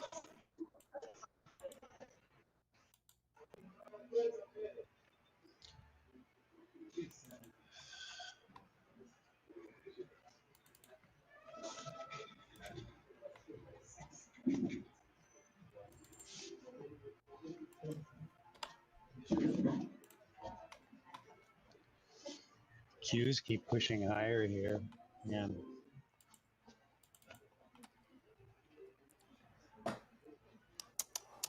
Got about 5 minutes till things get interesting. I see I've got instead of live camera, I see I've got they've got a picture of me in one of my finer moments. Grant. It's a beautiful photo. Ready for Burning Man. Sorry, I had to use it. Oh, for sure. Absolutely. No, I always like having people see me in my regalia.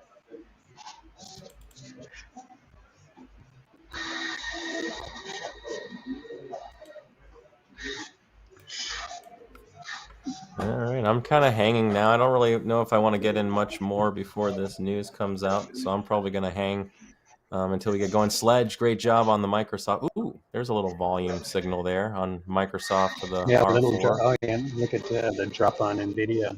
I was thinking about shorting Nvidia too. I think I still might. It's hanging right around this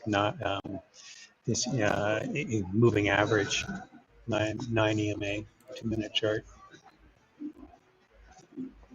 There's some big orders that have sort of accumulated to the downside on it. 139, 138.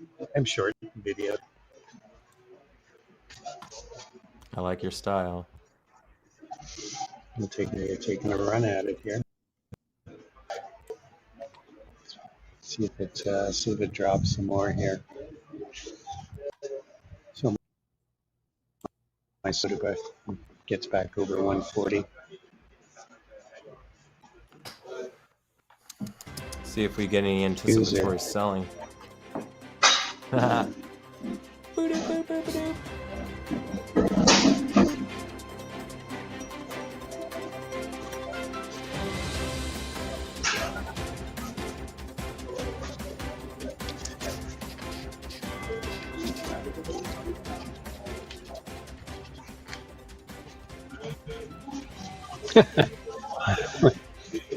So we got some news coming in.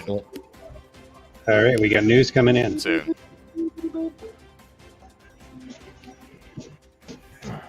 Yeah, here we go. NVIDIA is moving down a bit here.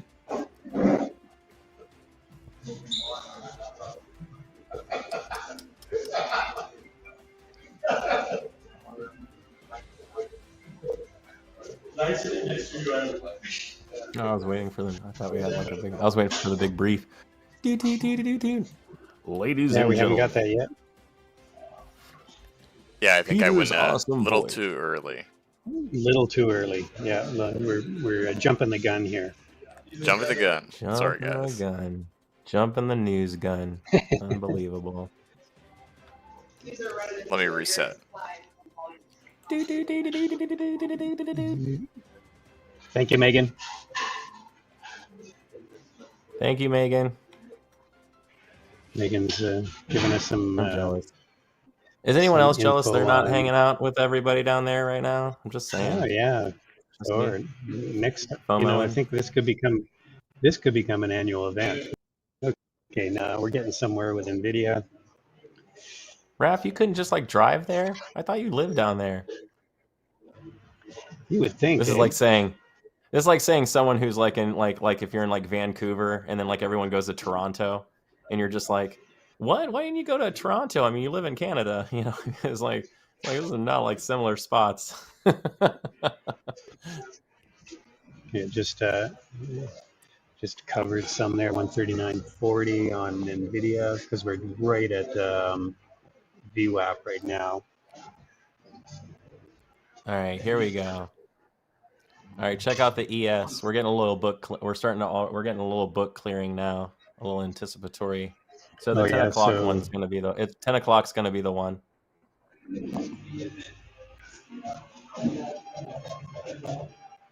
So one of the things that's really important is, you know, especially YouTube peeps, you know, is paying attention to like when these news events are going to come out.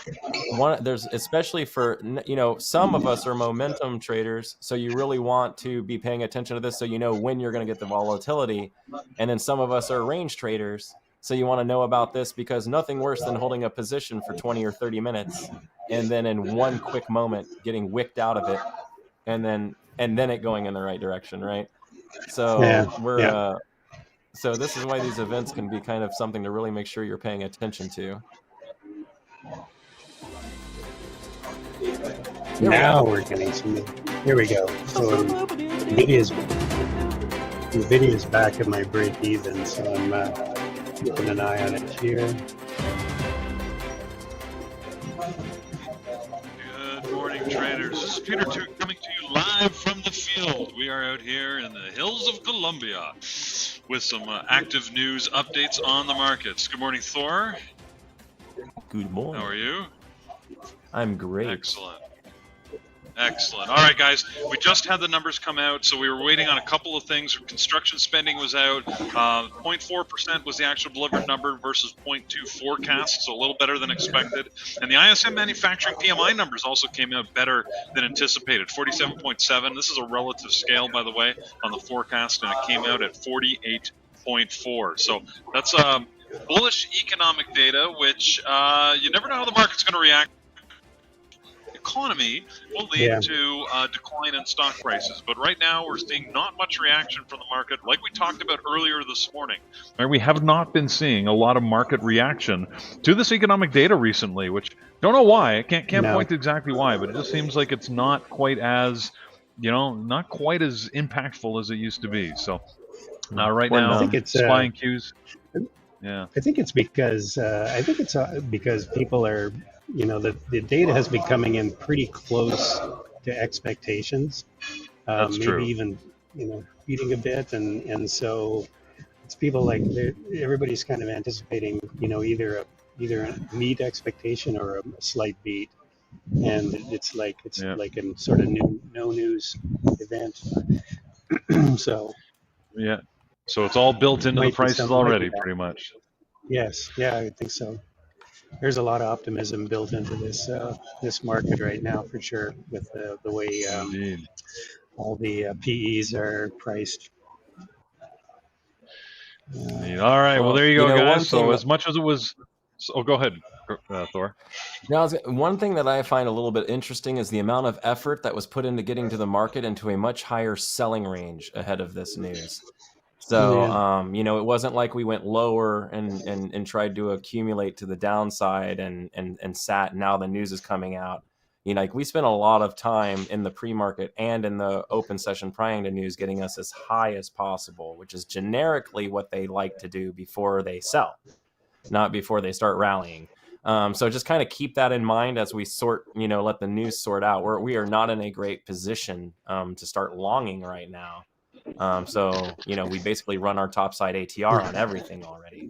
So this would be a really nice spot to sell. I'm not saying it is a sell, but if I was going to pick a direction, I would prefer that direction. Just seems like it has more potential. There you go. All right, guys. So the news pretty unimpactful in the market overall. We saw a little bit of move up, markets moving down marginally, but sort of in a normal range. So that's it for today. Nothing else on the economic calendar you really need to pay attention to. So trade freely at will, free of economic overtones. So have fun, and we'll talk to all of you. I'll talk to you guys tomorrow. We still have a lot to go in the program this morning. So have fun, guys. Right on. Have fun. Always Economic having fun. overtones. Except, I like economic overtones. I'm still short a little NVIDIA here. Like I said, I covered a lot when we got down to that those moving averages. Actually, NVIDIA did a 920. It came through the 9 EMA, came down to the 20 and bounced right off it. So not surprising. That's why I covered a lot of my position at the 20. But still looking at high of day is probably a challenge for NVIDIA. NVIDIA is probably getting angry. Apple took over again as the most valuable company. Yeah, right? It's got NVIDIA's got some anger now. SMCI is kind of coming back up here.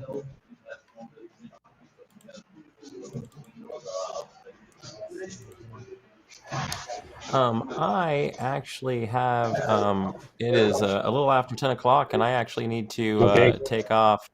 So I'm going to go ahead and call it.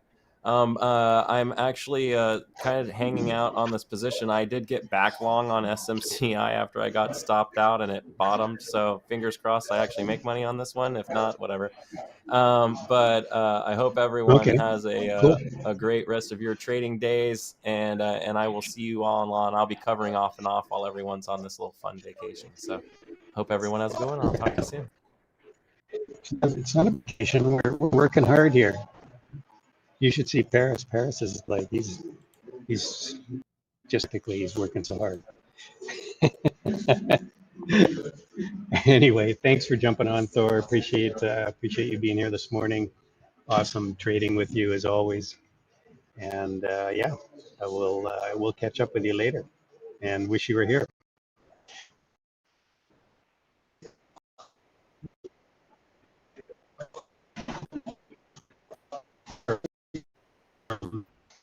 A little confused.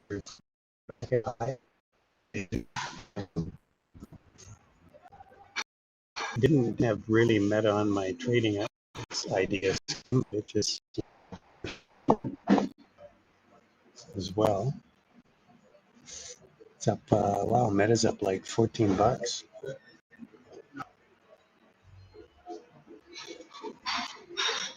It's amazing.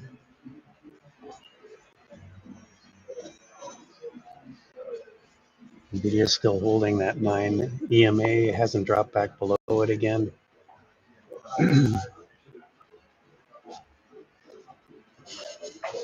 Being short, I'm hoping it will. Hoping it'll kind of start to break down here. Here we go. Maybe it's gonna move down. The book on NVIDIA's. I would say, if anything, it looks a little bullish, but so it's probably not a. From a book perspective, there we go. Now we're coming back down again on NVIDIA. Yes, sir. How are you? Excellent. So you did yoga this morning. Peter got in there and got down on the mat. Yeah. All right. I'm not liking the book on NVIDIA. I might just cover this position here. Just it looks bullish.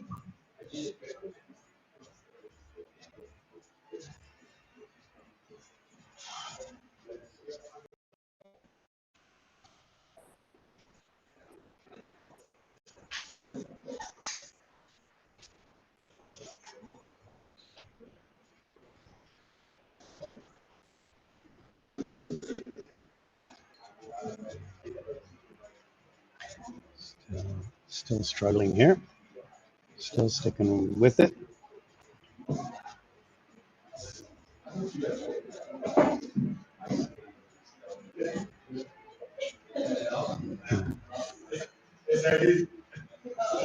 Yeah, we may just be getting into some chop, but like I said, the Qs just keep going higher. So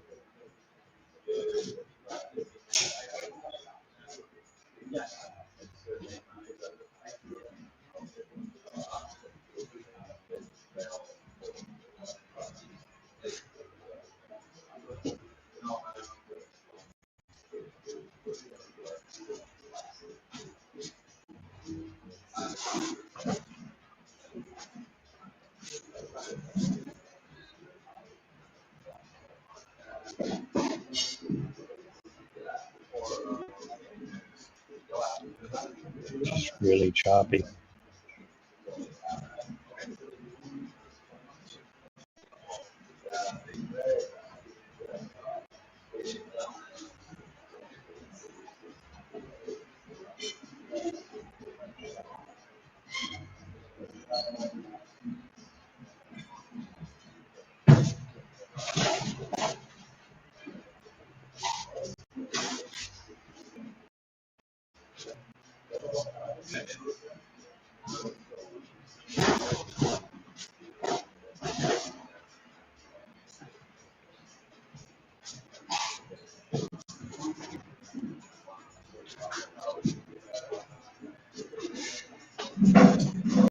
Okay.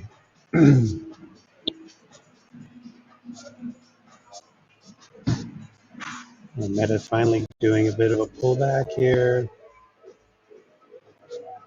Again, SPY. When you look at the SPY 5-minute chart, we really haven't done that much since the open. The Qs have been the index that's been strong here. Thought I'd rejoin you here, Brian, since you're alone. All right, good deal. We're sort of trading in the same room. At least I can see you. Yeah. You guys don't, like, we're waving from probably about like 40 feet away from each other in the same giant room here, but we don't get a chance to trade like this very often. Well, no, and So I haven't actually traded this morning. Not that I haven't been looking for them, but nothing's set up for me yet. So it's been a quiet morning so far. Like you said, like Nvidia had that initial rise, was looking good, but it died pretty quickly. Right now, it's just been chopping in a fairly tight range yeah, since like 10 minutes after the open. Tesla, I I feel like don't on a like what it's doing. 5 minute.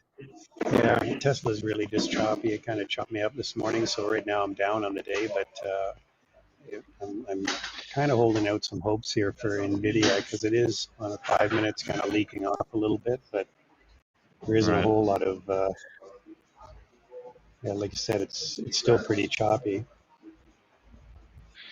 I was watching Zim as well, and Zim, I thought that maybe we'd get a little bit of that the pullback that happened right after the open. I thought we might drop off, and if we did, I was going to look for a sell-off to move lower on Right. the news of their major shareholder exiting his position, but it hasn't. It's really sort of been climbing here steadily. So there's something Yes. wrong with the chart on this one too, because I don't know where the previous day close is.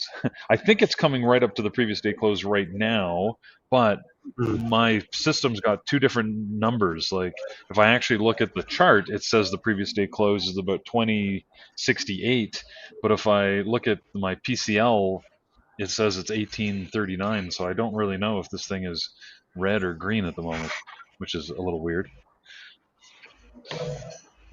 Yeah, I think it was showed up on the gappers list, but it was gapping down, wasn't it? Right, but it's yeah. Again, it was gapping down, but on the chart it looked like it was. Sorry, on the chart it looked like it was gapping down, but it said it was gapping up. Yes. So yeah, it's hard to tell what's going on with it. Anyways, whatever's happening with it, it's not trading in a way that I'm willing to jump in. So yeah, pretty choppy morning. I was hoping that with the return of that we'd get some better volume. Like if I look at the Qs this morning, good volume. We're back to normal volume.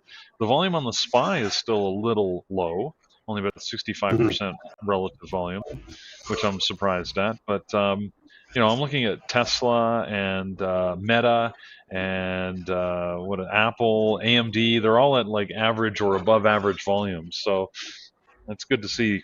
Good to see the volume back in the market. To see volume is back, baby. Volume is back. Never goes out of style.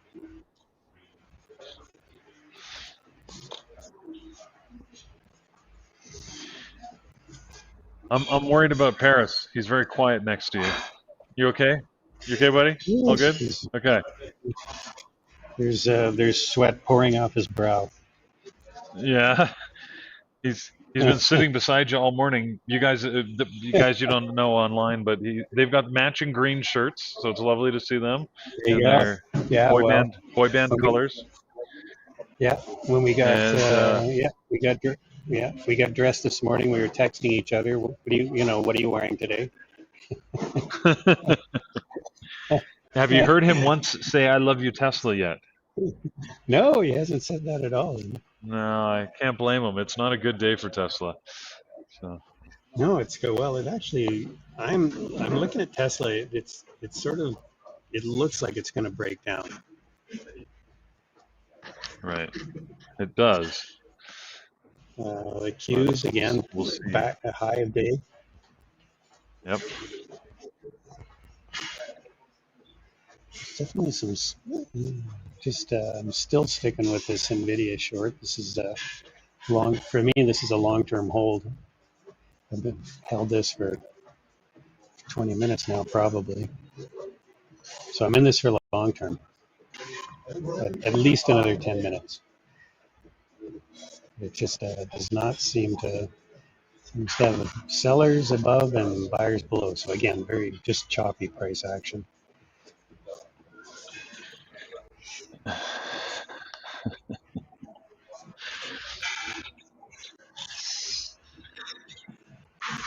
Sellers to the right of me, buyers to the left of me. What shall I do? Yeah, exactly.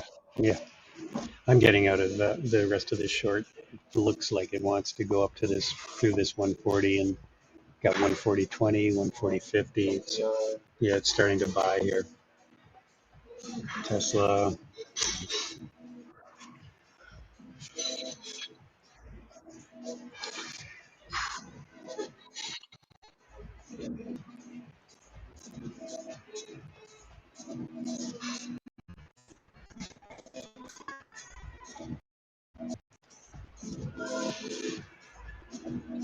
AMD.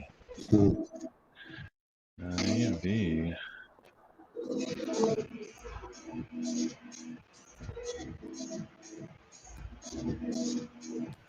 Looks like UMAC might have been halted.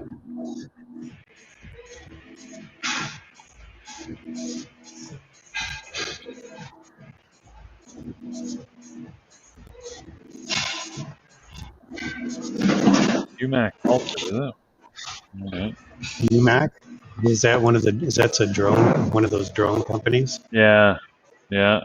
Volatility halt. Looks like halted on the way up. Interesting. But, let's see. Yeah, should reopen in about 2 minutes here, 2.5 minutes.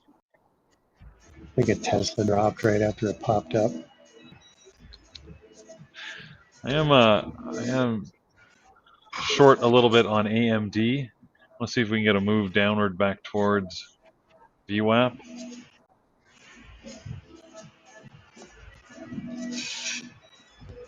Here we go. Come on.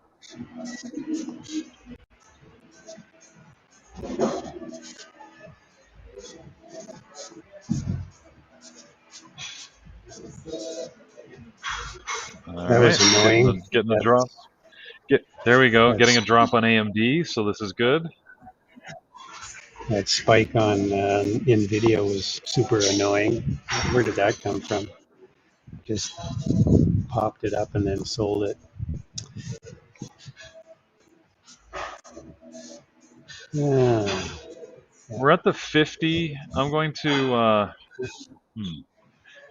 take a partial here on AMD, just in case I get a bounce back. Small one.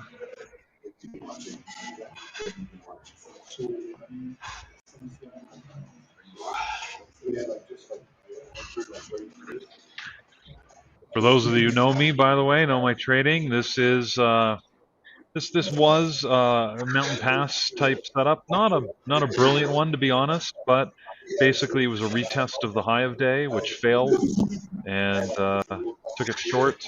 Again, I'm hoping to get down to 140. My entry is about 141, well, 140.97. So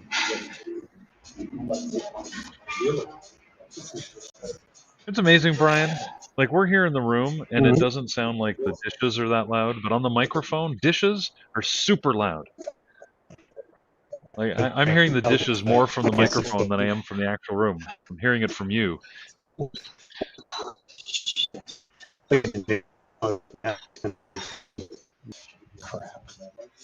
Damn you. Look at that. It just popped it up to take out there.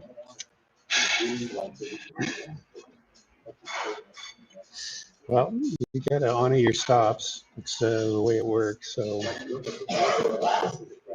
this is not. I'm going to take another partial here. Right? Yeah. Sorry, guys. Take another partial on AMD because we're at the 50 moving average here on the 1. So that's usually my signal for partial. Again, hoping for the further move down to 140. See if we get it.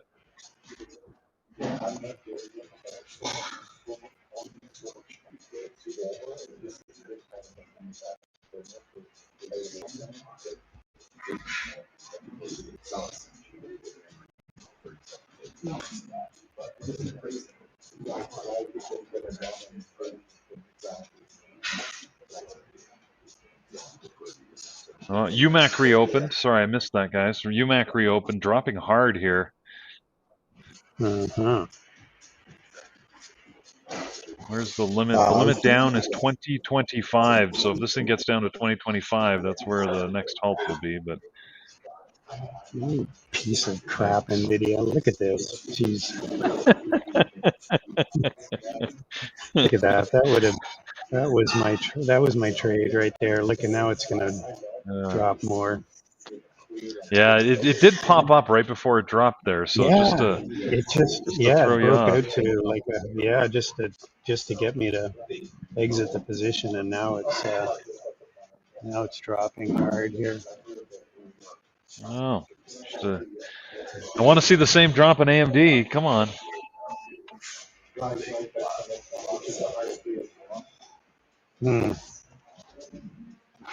Well, that hurts. It's just insulting, isn't it? Yeah, it is. It's just like, well, that's trading. What can you do? Yep. Exactly.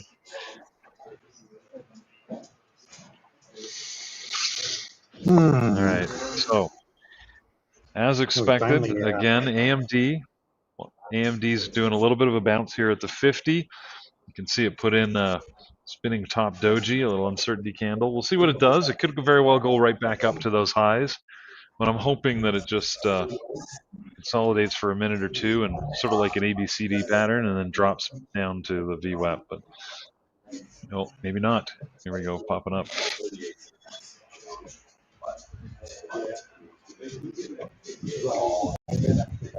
Q is finally getting a bit of a pullback here. But I would expect buyers to come in.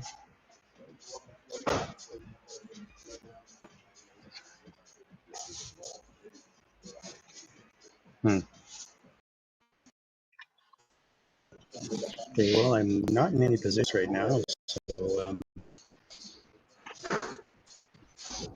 not really. Unfortunately, that's a big trade. Big trade if it hadn't popped up there, but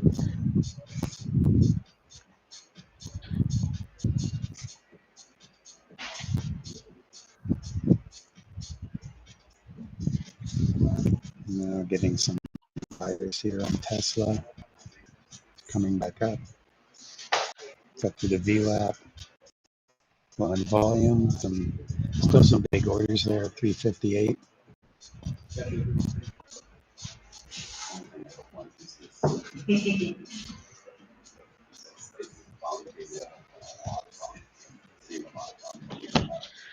All right. If you guys have any questions for us, obviously Brian and I are here. Where's my chat room? I gotta find my chat room. Chat room, YouTube. We're also going to have Jared come on in 8 minutes. In about 8 minutes, yeah. Yeah, weekly analysis. Kyle, good question on Andrew. Andrew's here. He's here with us. He just had an appointment this morning that made him unable to trade live with us, but he'll be here live trading tomorrow, Wednesday, and Thursday. That's the plan.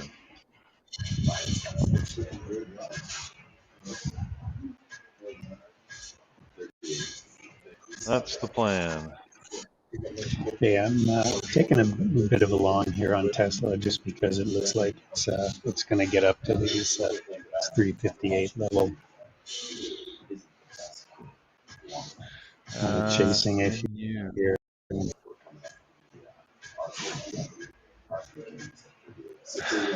IG, I have no idea what the appointment's about. I don't want to ask. I made him promise me not to lick any frogs, so yeah. Hopefully that's not it.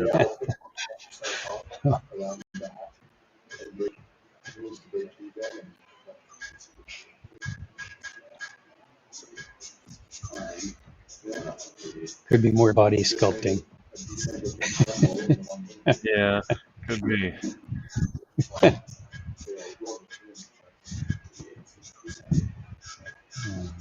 You can get almost anything in Colombia if you have the money.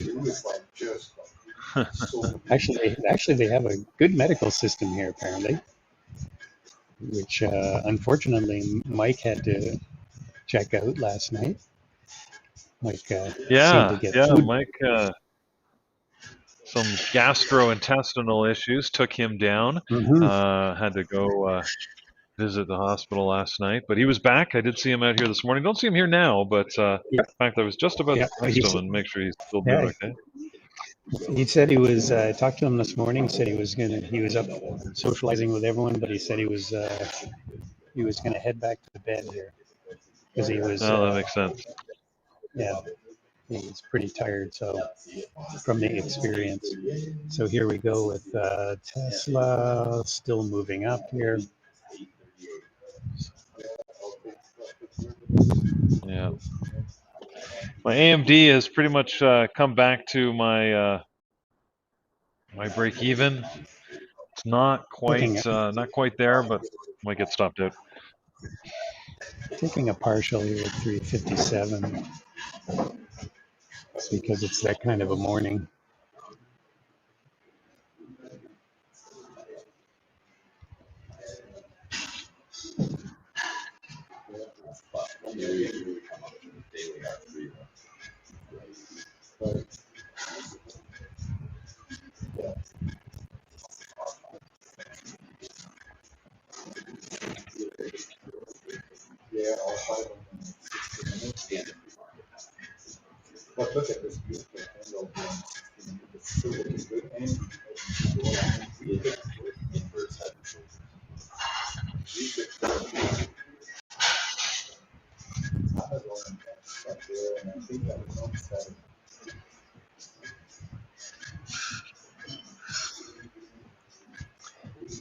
Taking more off here. 358, 680. SMCI Don't like it. 40 maybe. Yeah, we're both in. Yeah, I'm long from 46, 46. Wherever the dishes go, it gets loud. Let me go on mute. Yep.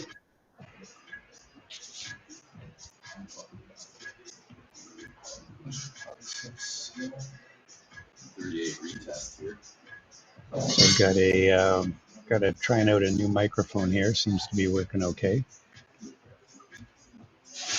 Look at that. I knew that pullback on the Qs was going to get bought.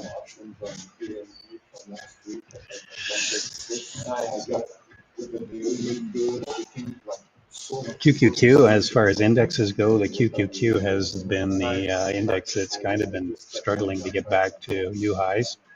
The SPY and the Dow, obviously, again last week, new highs again. Sorry to interrupt. Do you want me to put your stuff up here? Yeah, sure. Great, thank you.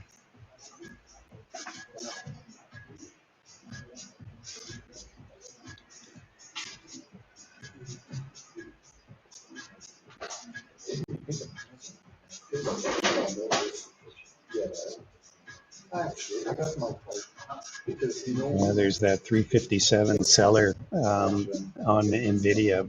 He's still there.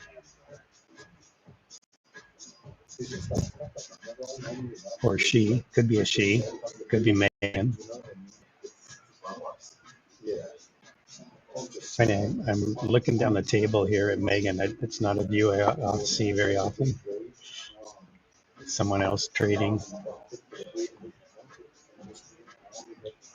She's looking pretty intent, and obviously she's not listening to us.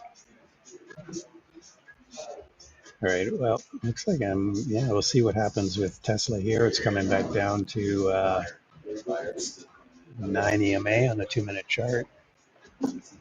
Megan does seem very focused, doesn't she? Yeah, she does, yeah. But she's not online. She's obviously not in the chat room. She's not listening to us. How could that be? How could that be?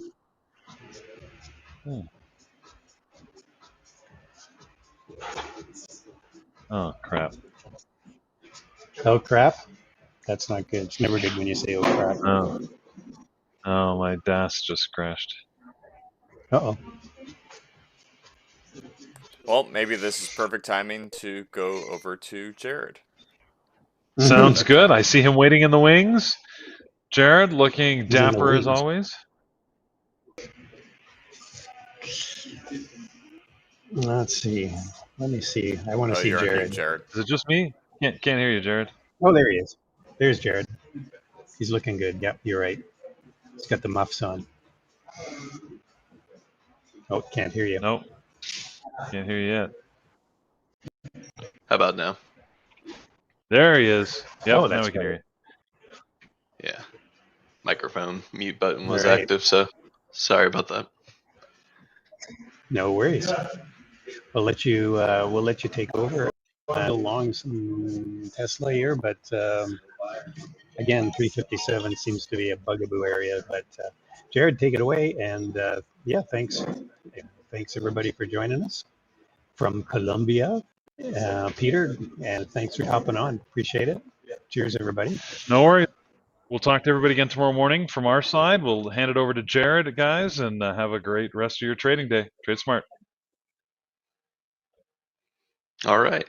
Perfect. Thank you, Peter. And thank you, Brian.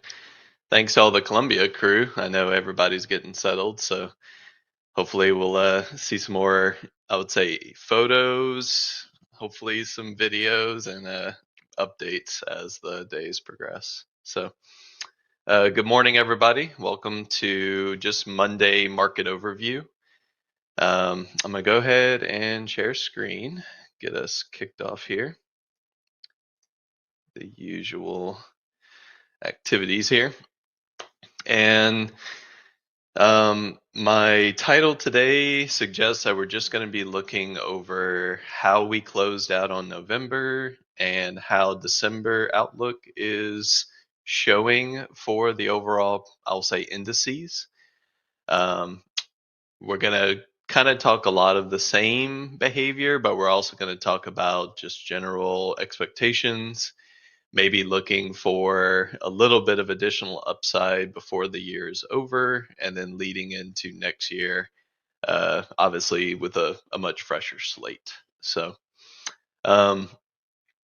as I often do for the engineering the market folks, I provide a view of what the S&P overall volatility looks like that week. And we use these measurements to get a sense of what is priced in by the market. And this is something you can actually find every single week, every single day, depending on when you're trading, just kind of getting a sense of your volatility measures. But our weekly expected move has been quite ideal for the overall S&P over the past couple weeks. During the election, and I would say the week following, along with a period of kind of muted volatility leading up into the election, we weren't seeing a lot of touches of the expected move, which is one of the key measurements for whether or not this is an efficient market or an inefficient market. And when I talk efficiency, I'm mostly talking about, does the market move what is expected, and is the market accurate in the sense of our option traders deriving the volatility correctly, or are they kind of off, usually in the form of something like a breach or a breakdown outside of these expected move ranges. So what you'll notice is a lot of times we're hitting those levels on Thursday and Friday. Those are kind of our ideal time frames to hit those readings.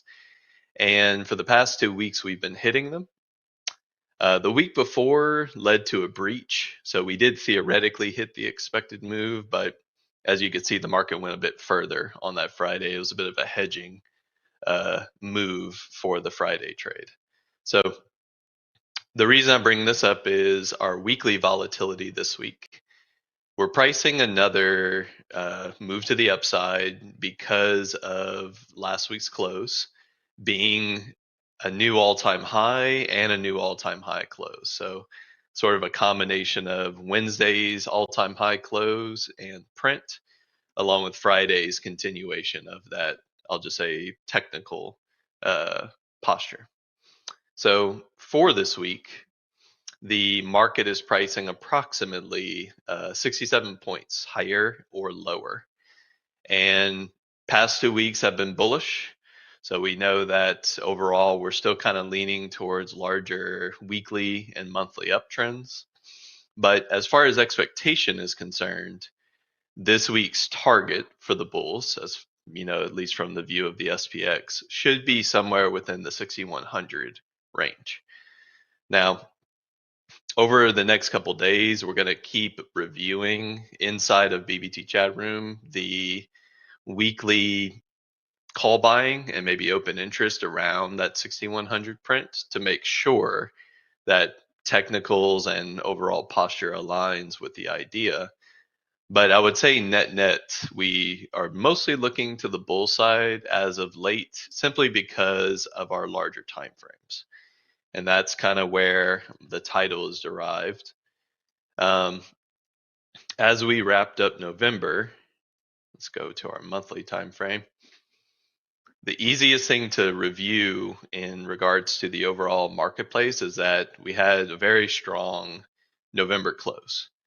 All of the election volatility is, contained within this candle. All of the back and forth that we had to deal with as short-term traders, everything lives inside of that candle, and how we close is going to give a much more, I would say, significant posture towards, was all that back and forth or those fighting over prices worth it for a time frame that we want to consider?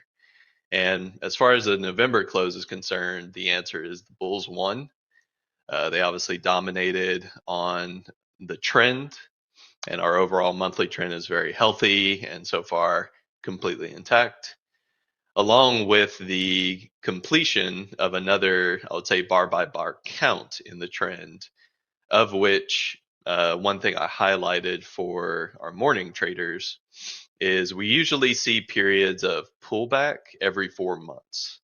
So our overall idea this year is that every 4th month has some downside volatility, to where even though we close strong in November, we're looking out to December to see if that pattern continues, and especially, will we go up first? The idea of maybe expanding to the upside before seeing any sort of downside movement. And we have some examples of that maybe in July, where we did see a new monthly high, but sort of a pullback inside of that period. Plus, we also have historical examples where I kind of highlighted how the bear market 22 came to technical fruition. And one of the things to observe was that we had a very strong monthly trend following our sort of pandemic lows.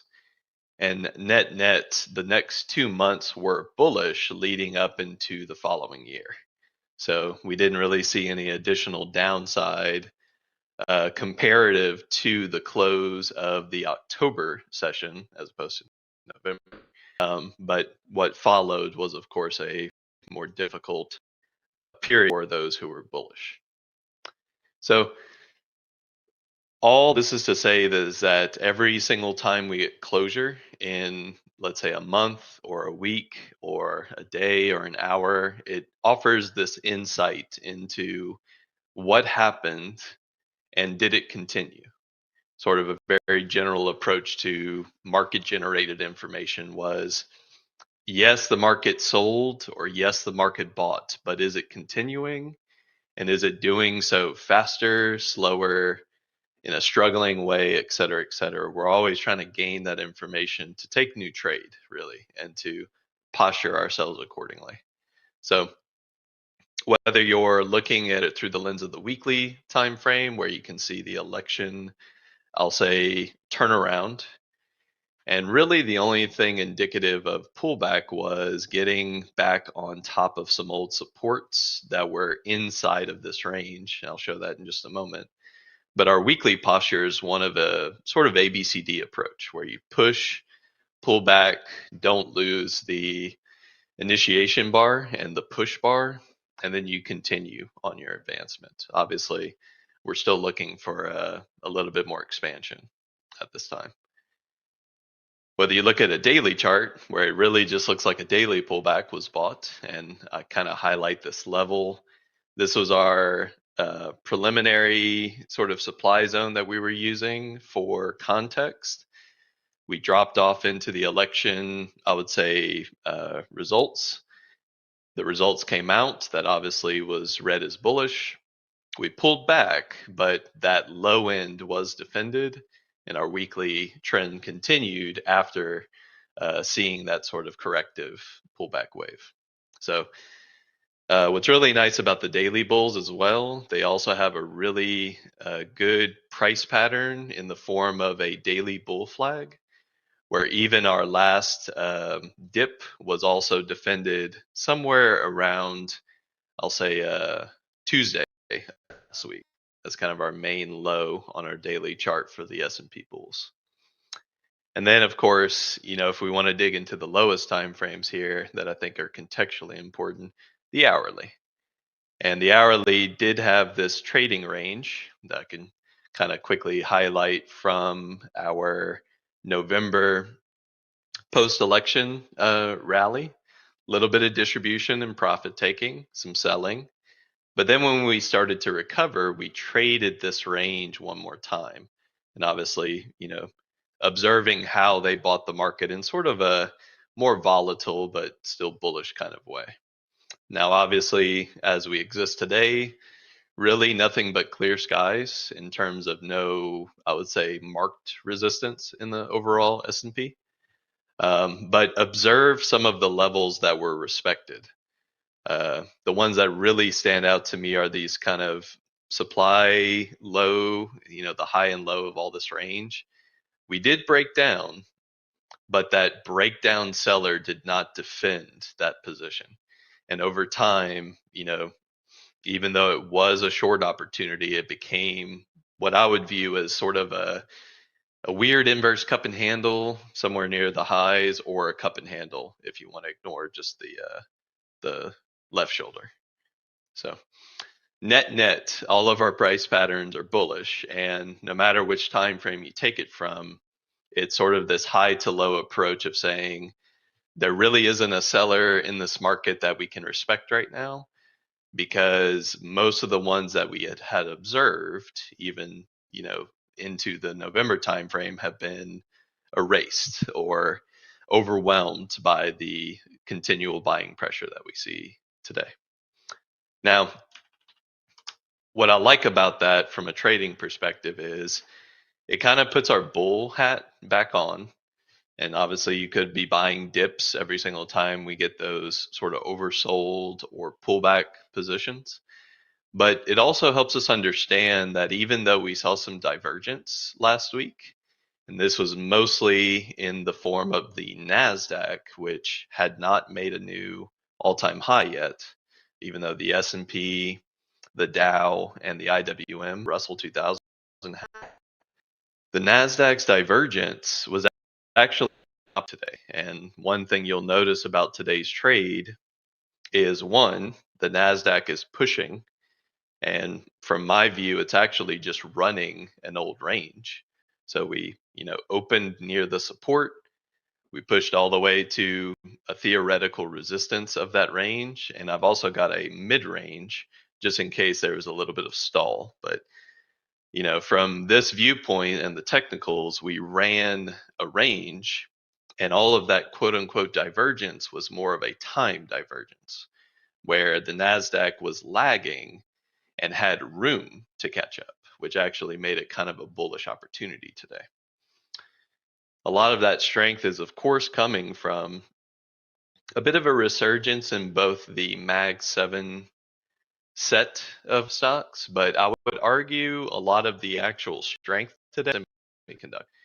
And this was an idea posed for probably mid last week. The idea that semiconductors, while dragging the NASDAQ down, did have a period where we could cycle back, or at least return to some levels where we kind of know the challenge is going to be. So net, this is our sort of 2-day bounce in the semiconductors, but I also was talking with our traders about some levels to target if we're not going to hold for, let's just say, a new swing high. So lots of good trade out there, and obviously strength on the session in the form of the Mag 7 and semiconductor stocks. So when you put all that information together, what does that do for us for December? And I think, like always, you're going to hear a lot of talk about what to prepare for, basically for your portfolio, for how to wrap up a theoretical, it's basically one of the top 10 years ever in the overall markets, especially following a 2-year bear market, the resurgence of that bear market in 2022 and then the recovery. So it's been an excellent performing year for, let's just say, the overall indices. Year to date, NASDAQ up almost 28% as of this morning. S&P up 27.5, so let's just say 28%. And ironically, while we've had a lot of lower performance in our Russell and even our Dow, the Russell has been catching up recently because one of the last things to move, if you recall the last discussion we had on the show, is growth stocks. They are one of the best performers on the late stage cycles because oftentimes they don't perform much while we have leadership in, I'll just call it technology and larger sectors, but the laggard effect does take in place around this time. And any portfolio that isn't comparative to the performance we've seen in the overall S&P and NASDAQ will be viewed as not achieving the benchmark this year, which can lead to a lot of window dressing type of trade, along with just buying these laggards and moving them theoretically much faster than some of the larger cap stocks. So one thing that's been in play has been kind of playing the volatility of growth stocks, maybe not always long, but certainly volatile in the session, and waiting to see if we were going to see a resurgence in our, I'll just say our mega market caps, anything closer to a Mag 7 grouping. So outlook for December, I think, is going to continue to be bullish. It's hard to argue with the technical posture of the market. But I would say our upside potential still needs to be thought of in maybe a structured way. And now that we see our weekly pullbacks, we can kind of look at it through the lens of the most recent structural low and structural highs, where we did have this retracement. I always tend to mark this the opposite way, but it basically comes out equivalent. I'll just mark that absolute low right there. So a 50% retracement from low to high, and this is in reference to our election volatility. That leads to potential expansion in the form of I'll just call it an equal leg move to the upside or a fib leg. And I have a fib expansion target marked here already. Most of the time, a conservative trader will just talk through the lens of ABC type of work, where if we have this pullback and we can measure out the bullish leg starting from the pullback leg, that leads us to approximately 617 S&P. And, from my viewpoint, as long as we're holding daily, weekly, monthly, and potential hourly support, all the rest being uptrends, it's kind of difficult to assume that these targets can't be met with all of the technical alignment.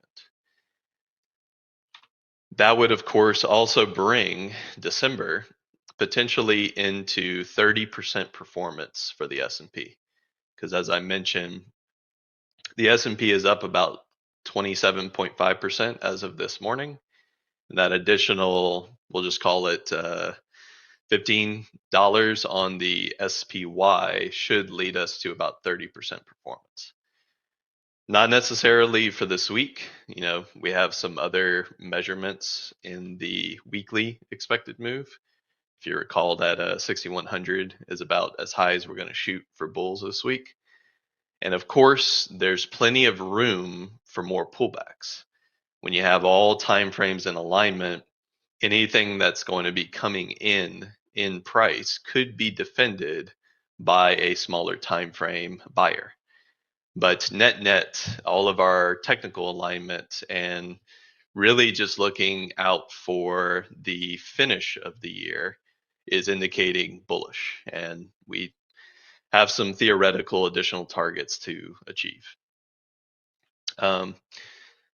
I went ahead and also talked through the lens of the largest structures, which are going to come from our pandemic lows, our 2022 bear market high start point, and then our October 2022 bear market low. You can do an equivalent fib type work in the pandemic structures.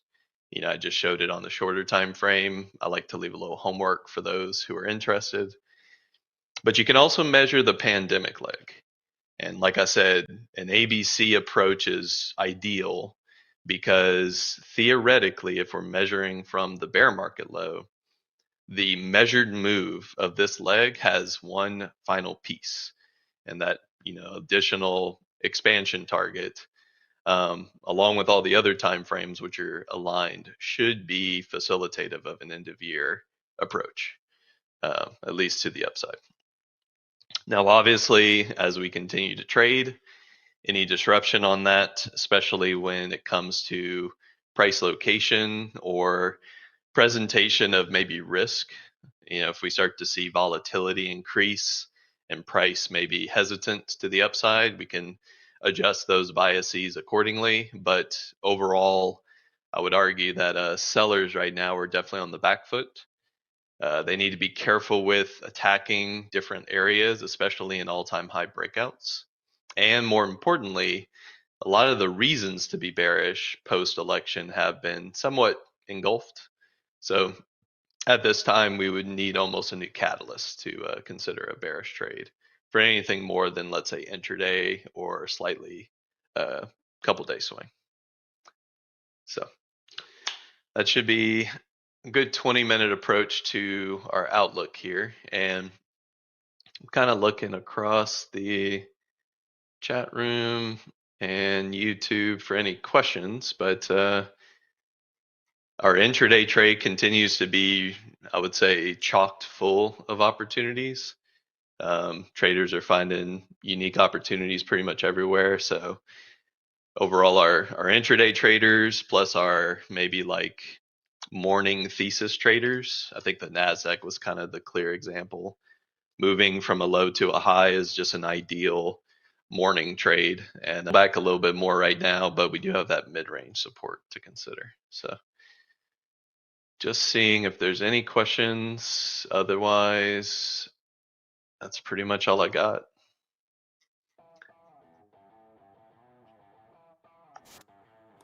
Okay, thanks, Jared.